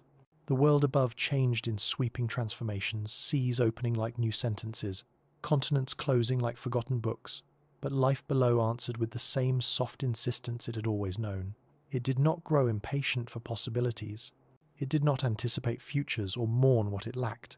Instead, it folded itself into the deep rhythms of the earth and allowed those rhythms to shape its persistence. Over time, the oceans became vast chambers of nuance. Warm layers drifted above cold ones. Pockets of acidity mingled with alkaline basins. Iron-rich waters collided with oxygen-poor shadows. Each environment offered slight differences that cells learned to navigate with unhurried adaptability. They drifted across gradients like particles, exploring the boundaries of their own simplicity. Some clung to surfaces of minerals where the chemistry felt familiar. Others floated freely, letting currents decide their fate. What mattered most was not where they went, but that they could remain unchanged enough to endure, flexible enough to adjust. Occasionally, the world erupted into upheaval that might have erased more complex lineages entirely. A mantle plume surged. A supervolcano breathed a continent's worth of ash into the air. An asteroid struck with enough force to boil oceans near the impact site. But the microscopic persisted with a quiet defiance. They absorbed the shock in ways no larger creature ever could, by retreating, by slowing, by waiting. Waiting became their oldest wisdom. They allowed the world to rage and cool, to choke and clear, to darken and dawn. They held steady through cycles that would have unraveled anything less simple. In the shallows, as the atmosphere changed through the slow accumulation of gases, sunlight no longer arrived in brutal sheets. It softened by degrees, filtering through newly thickened skies. Some cells learned to use this softer light with increased finesse. They formed pigments tuned to new wavelengths, catching gentle rays that would have once torn them apart. These pigments created the first hints of diversity, subtle hues drifting near the surface, colours unseen by any future eye, but present nonetheless, shaping the chemistry of the world in ways small yet enduring. The cells that carried these pigments did not consider themselves pioneers. They simply responded to light as they responded to all things, with quiet acceptance and slow adaptation. The deep ocean remained a sanctuary untouched by brightness. Vents continued their ancient exhalations, breathing energy into waters too dark for light to recognize. Here, life rehearsed the earliest whispers of metabolism, strengthening pathways that could support persistence through droughts of energy or shifts in temperature. Cells learned to borrow from minerals when the gradients weakened. They learned to slow their internal processes when the world turned cold. These adjustments happened over spans so immense they felt timeless, but each revision built upon the last, weaving resilience into the very architecture of life. Sedimentary layers thickened, holding ancient cells in stillness for hundreds of thousands of years. Some revived when the layers shifted and currents stirred them free. Others dissolved entirely, leaving only traces of their structures in the minerals that encased them. These traces, subtle as dust, shaped the chemistry of future oceans. Even in dissolution, the small continued to guide the planet's unfolding. Through all of this, life remained invisible to the world that would one day celebrate its existence. No creature yet prowled the land, no forests breathed, no eyes searched the horizon for meaning. Only the quiet drift of cells persisted, threads woven through water and time. They were not waiting for greatness. They were not evolving toward complexity. They simply inhabited the only truth the early world offered: that survival was possible through stillness, that resilience could be built from repetition rather than revolution. As billions of years passed in this subdued equilibrium, hints of oxygen began to accumulate in the atmosphere, faint, scattered, easily lost. At first, this oxygen dissolved into the seas, reacting with metals and stones that eagerly absorbed it. But slowly, very slowly, the ocean's hunger for oxygen diminished, and the gas began to linger in the air. It was not yet enough to change the world, just a whisper, a suggestion that the small were shaping more than their immediate surroundings, a suggestion that life, even in its simplest form, could reshape the sky. Still, life did not hurry. It continued its ancient rituals: divide, persist, adapt. Every cell carried within it the memory of ages that stretched beyond imagination. They survived because they were quiet. They endured because they needed nothing more than the planet's most basic offerings. In their unhurried existence, they became the foundation upon which every future form of life would stand. When this era finally softened into the next, life had not grown larger, but it had grown resolute. It had refined itself into an unbreakable continuity, ready to face whatever new challenges the world might breathe into being. The long night of early life did not end abruptly. It loosened, like a tide withdrawing slowly from a familiar shore. And in that slow withdrawal, the world prepared for its next unfolding, still quiet, still unseen, but carrying within it the conviction that persistence itself was enough to shape the future. In the planet's oldest silences, beneath layers of stone that have forgotten how to speak aloud, a deeper memory rests. It is not the kind remembered by minds or written by hands.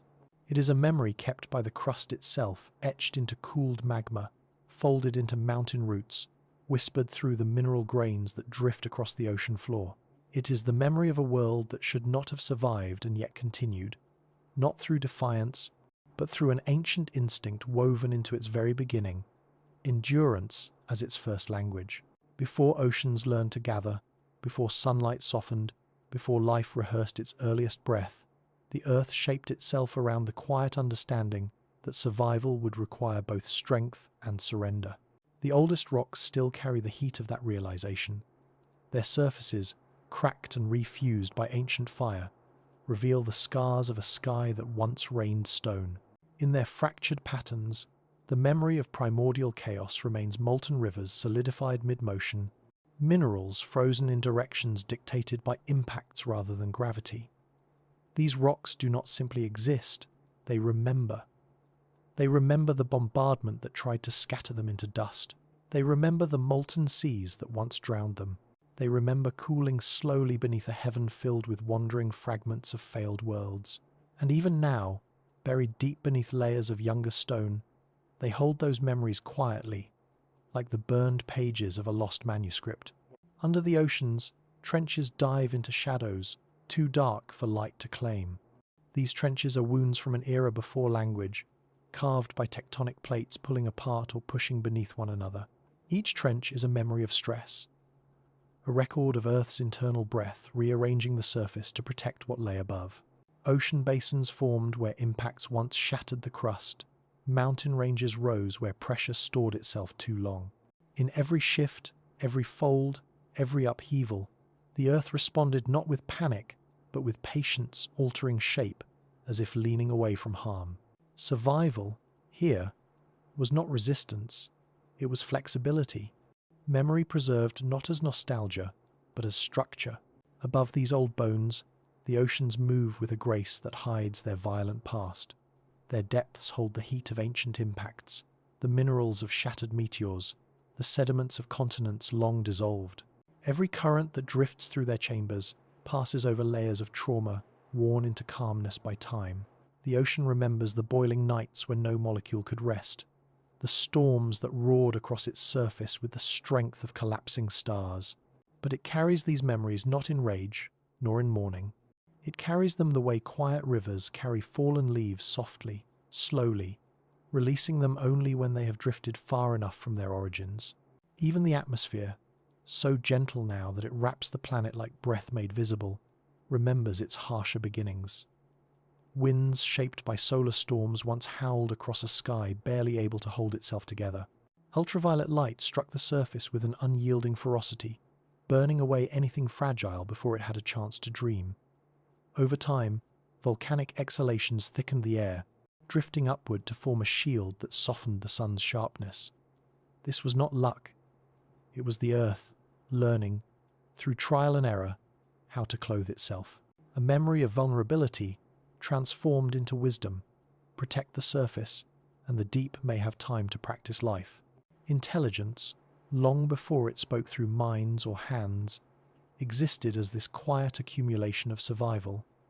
It was the intelligence of rock learning when to yield, the intelligence of water learning when to retreat, the intelligence of atmosphere learning how to bend sunlight into nourishment instead of destruction. The planet did not think in words. It thought in adaptations carved across eons, in responses written into its layers, like poetry encoded in stone. Before a single cell divided with intention, before eyes opened to behold the horizon, before thought ever named itself, the Earth held wisdom in the only way a young world could, by remembering what allowed it to endure. Life, when it appeared, inherited this memory long before it inherited complexity. The smallest cells, drifting through warm pockets near hydrothermal vents, carried within their structures the lessons etched into the planet itself. They learned to survive not because they were clever, but because the world had been practicing endurance for billions of years before they arrived. Every boundary they formed echoed the Earth's early crust, finding stability. Every breath of energy mirrored the gradients shaped by ancient cooling. Every repetition of structure reflected the planet's own insistence on continuity. Life did not invent resilience. It borrowed it. As ages passed, Earth's hidden memory deepened. Continents rearranged themselves, guided by the slow churn of the mantle. Climate shifted across unimaginable spans, yet life persisted through each shift with the same calm certainty that the rocks had demonstrated.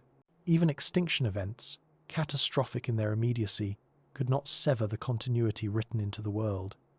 Each collapse became a new archive, each recovery an extension of a memory that refused to fade. And through all of this, the planet held close the story of its earliest survival, an era when impacts rained from the sky without mercy, when oceans boiled beneath a young and unforgiving sun, when life was nothing more than a possibility cradled in stone. These traumas did not break the world, they shaped it. They taught it the rhythms that would one day allow forests to breathe and minds to wander. When the chapter reaches its gentle close, the Earth remains what it has always been. A keeper of memories, too old for language, too quiet for myth, too vast to be held by anything except the planet itself. But even now, those memories whisper upward through stone, through water, through living things, reminding the world that endurance is its oldest inheritance. Deep within the Earth's crust, where pressure folds minerals into patterns older than any ocean, memory lingers in ways that language could never capture. These stones, pressed into silence over billions of years, carry the faint imprint of the planet's earliest terrors, the molten tides that once erased coastlines before coasts even had names, the collisions that cracked the crust open like a fragile shell, the primordial fires that sculpted continents from wounded magma. Yet nothing in these rocks trembles. Their fractures do not scream. Their scars do not ache.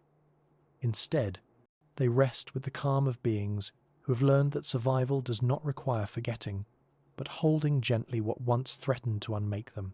In each layer of metamorphic stone, the Earth has written a quiet response to the chaos that forged it. Minerals align in threads that resemble the slow strokes of calligraphy. Each mark a record of pressure endured, of heat transformed into stability. These layers are not ruins. They are lessons solidified. The planet does not recall its beginnings with fear. It recalls them with the unhurried grace of something that has already lived through its own undoing and discovered that continuation was possible. Even the oldest impact basins, those vast depressions left by celestial wanderers, have softened in shape. They hold oceans now, and islands, and currents that drift like thoughts across their surfaces. What was once a wound has become a cradle. The oceans themselves carry more memory than any stone. In their depths, where silence thickens into something almost tangible, countless particles drift downward, dust from eroded mountains, grains from vanished shores, fragments of ancient organisms dissolved into minerals. These sediments settle layer upon layer, each grain a quiet chronicle of a world that has spent eons learning how to endure. When storms churn the shallows, when continents tilt and water floods new basins, the deep remains steady. It holds everything. It forgets nothing. The darkest layers of the seafloor remember seas that once boiled under a young, merciless Sunday. They remember the first cooling, the first rains, the first fragile membranes that formed around proto-lives. And though no voice speaks through them, they hum with continuity. Even the air, so light it seems incapable of holding anything at all, retains the faintest echoes of the planet's earliest storms. The gases that rise from forests and oceans now drift through a sky shaped by ancient violence. The atmosphere remembers when it was too thin to shield the surface, when solar winds carved through it like invisible blades. It remembers the slow gathering of volcanic breath that thickened it into a veil. And though the sky appears empty to human eyes, it is filled with the ghost of every transformation it has endured. Oxygen rising from microscopic throats, carbon drifting from dissolving stones, nitrogen cycling through soils older than trees. The air remembers too, the moment when the sun's harshness softened, when life dared to approach the surface again. All these memories, stone, water, air, interlace in a tapestry so vast that no organism could ever perceive its totality. Yet life feels it, even unconsciously. The earliest cells, drifting through ancient seas, inherited the planet's memory not through awareness but through adaptation. Their ability to retreat from heat, to shield themselves from ultraviolet light, to cling to minerals during violent shifts, these were echoes of the Earth's own survival strategies. They carried forward what the planet had learned long before biology existed. They embodied endurance carved not by chance, but by eons of practice. As life continued through its quiet epochs, the planet's hidden memory deepened. Every extinction left its imprint in stone. Every recovery wrote a new layer of resilience across the sea. Each cooling and warming, each shift in ocean chemistry, each change in atmospheric composition etched another chapter into the Earth's long internal archive. This memory became the first form of intelligence the planet ever expressed. An intelligence without consciousness, but rich with experience. It whispered to life, not in commands, but in boundaries, not in stories, but in gradients, not in protection, but in possibilities. And as the world aged, this embedded wisdom guided life gently forward. When oxygen began to accumulate, life adapted its shapes to absorb or avoid it. When continents collided, forming new coastlines, tidal pools invited new experiments. When volcanic winters dimmed the sky, deep-dwelling lineages endured untouched. Nothing in these responses resembled what would later be called thought, yet they formed a pattern so coherent, so persistent, it felt as though the Earth itself were shaping the trajectory of life through the memory it had woven into its very fabric. Far beneath the surface, where magma cools into basaltic plains, there are pockets of rock untouched since the earliest formations of the crust. These pockets hold isotopes older than the Moon's oceans. They hold mineral ratios altered by impacts no life ever saw. They hold chemical signatures from a time when the world was young enough to burn but old enough to hope. In their silent depths, the planet's most ancient memory rests not as fear, not as warning, but as a quiet acknowledgement of what it survived to become. When the world settles into night and the oceans calm, when winds soften and clouds drift without urgency, the planet seems to breathe in a way that echoes its earliest endurance. A long inhale of possibility, a long exhale of memory kept safe. For the Earth has never forgotten the era when it almost could not continue, and it has never forgotten how it endured. Across the vast span of deep time, the planet's earliest memories settled into every place where silence lingered long enough to hold them.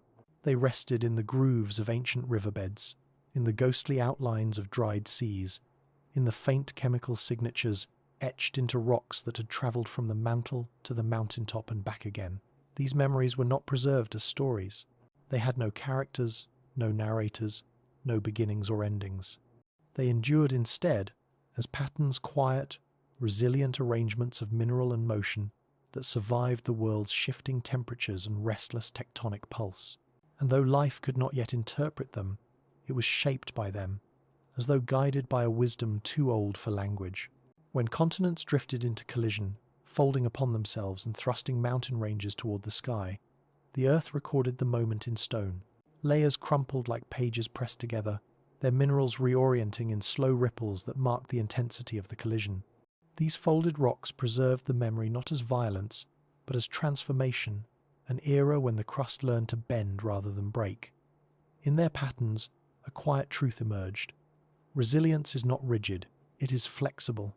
It shifts under pressure, holds its form loosely enough to survive reshaping.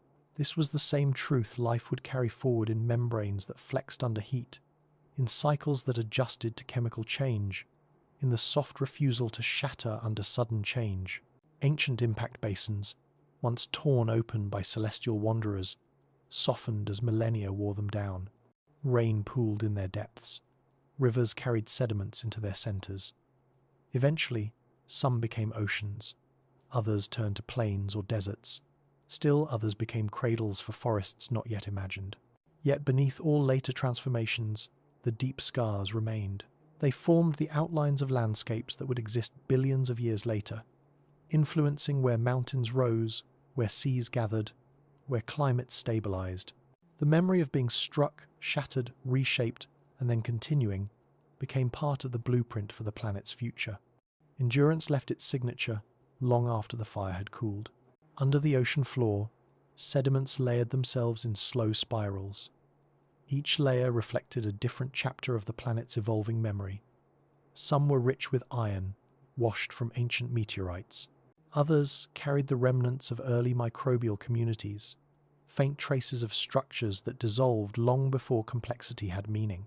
Still others held volcanic glass fragmented by contact with cold seawater, preserving the moment when molten earth met the calm of the deep.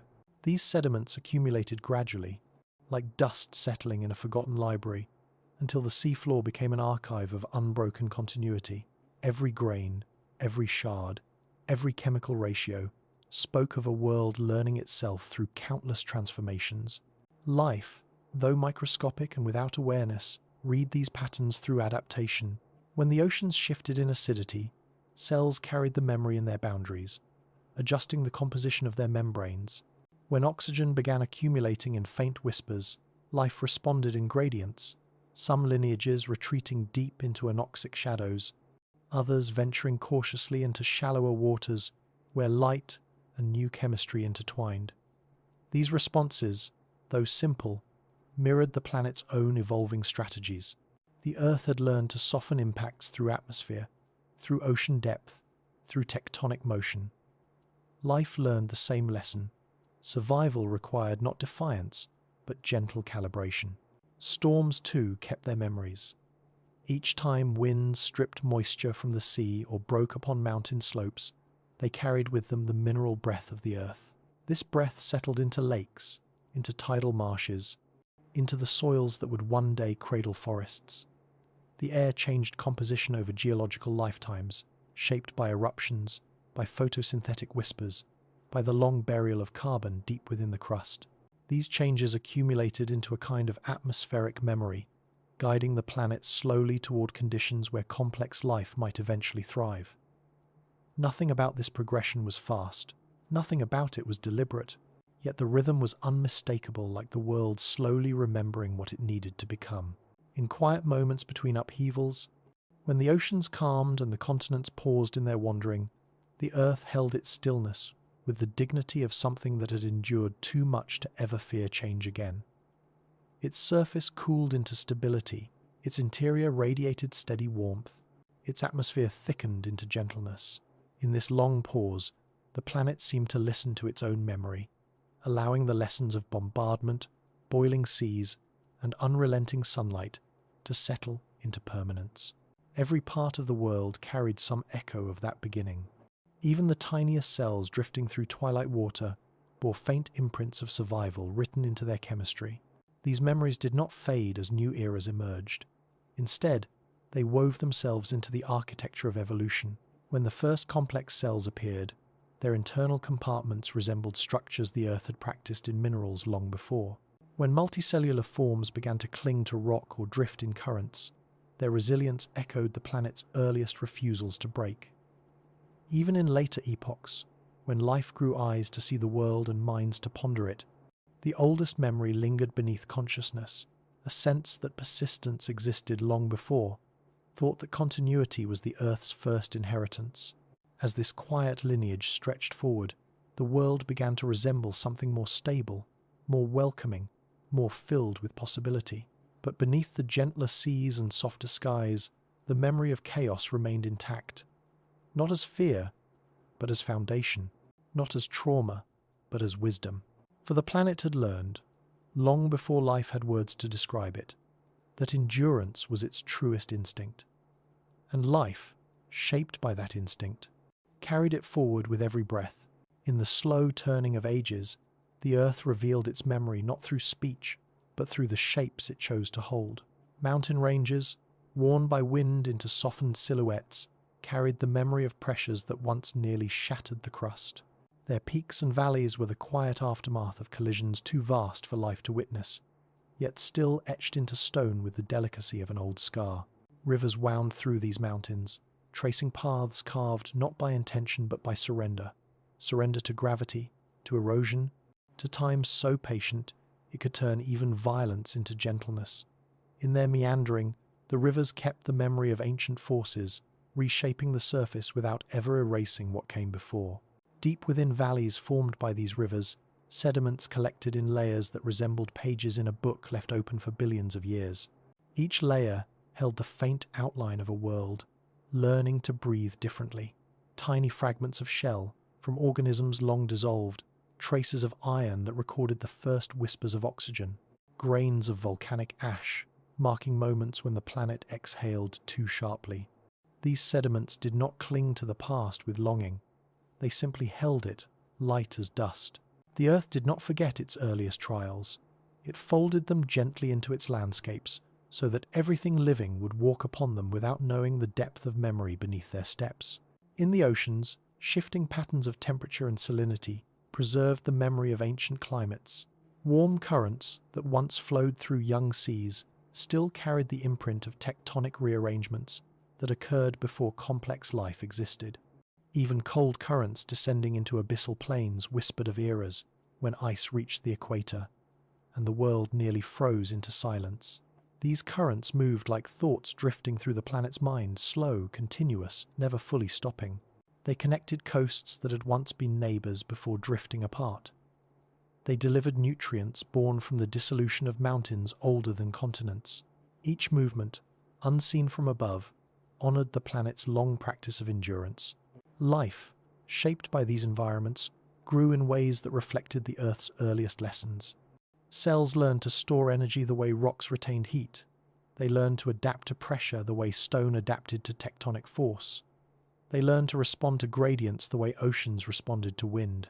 These abilities emerged not from foresight, but from inheritance, an unspoken gift from the planet that had already survived more than any organism ever would. Every lineage that took shape carried this inheritance within its chemistry, as though drawn from a memory older than life itself. As oxygen accumulated in the atmosphere, its rise recorded the patience of cells that had spent millions of years exhaling what would one day fill the lungs of creatures not yet imaginable. The planet absorbed this oxygen first into rocks, then into oceans, until there was nowhere left for it to hide. Only then did the sky begin to change. Light filtered through differently, colours softened, storms shifted their patterns. The memory of boiling seas and suffocating air loosened, though it never vanished entirely. In every breath the atmosphere offered, a faint echo remained of what it had once endured. Volcanic islands rose from the sea, still glowing with the heat of their birth.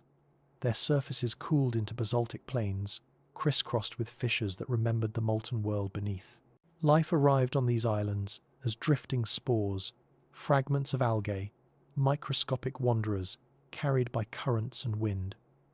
They settled into the cracks, touching stone that still held the memory of fire. In their quiet colonization, they demonstrated something the Earth had long known. Even the harshest beginnings could soften into places where persistence found new footholds. Eventually, tectonic plates shifted again, drawing continents together or pushing them apart. Mountain ranges collapsed under their own weight. Oceans deepened and widened. Forests would one day root themselves in soils made from these transformations. But beneath all of this motion, a single truth remained. The planet did not forget. Its rocks, its waters, its skies were all repositories of experience, shaped by eras when survival depended on learning how to adapt without breaking. When complex life emerged, it did not step into an empty world. It rose into a landscape sculpted by billions of years of practice. Practice in endurance, practice in flexibility, practice in remembering what allowed the world to continue. These life forms inherited ancient wisdom without ever knowing it. Their bodies formed from minerals forged in the hearts of stars, but their resilience came from the Earth itself, its stability, its long patience, its ability to transform trauma into structure.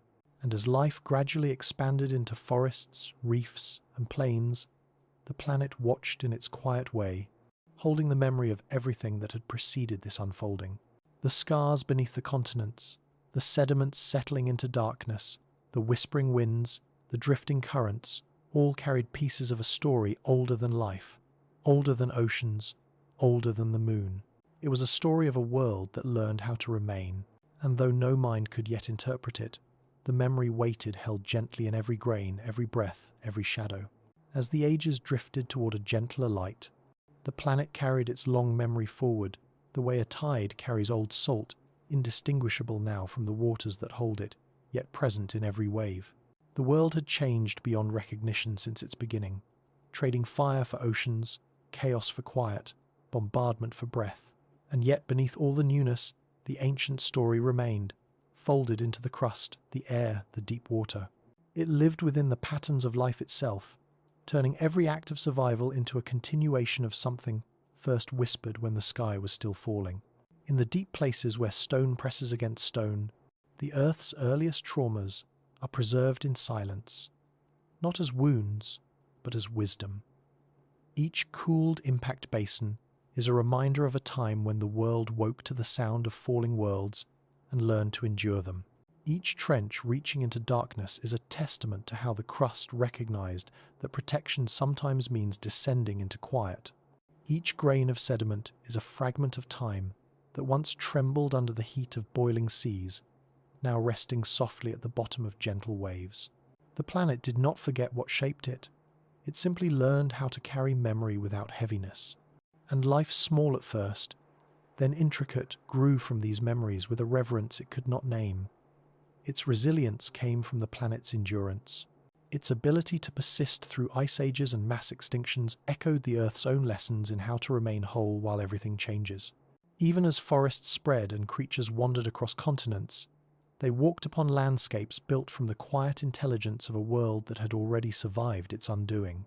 In every leaf that learned to gather sunlight gently instead of fearing it, there was a trace of the time when light arrived only as fire.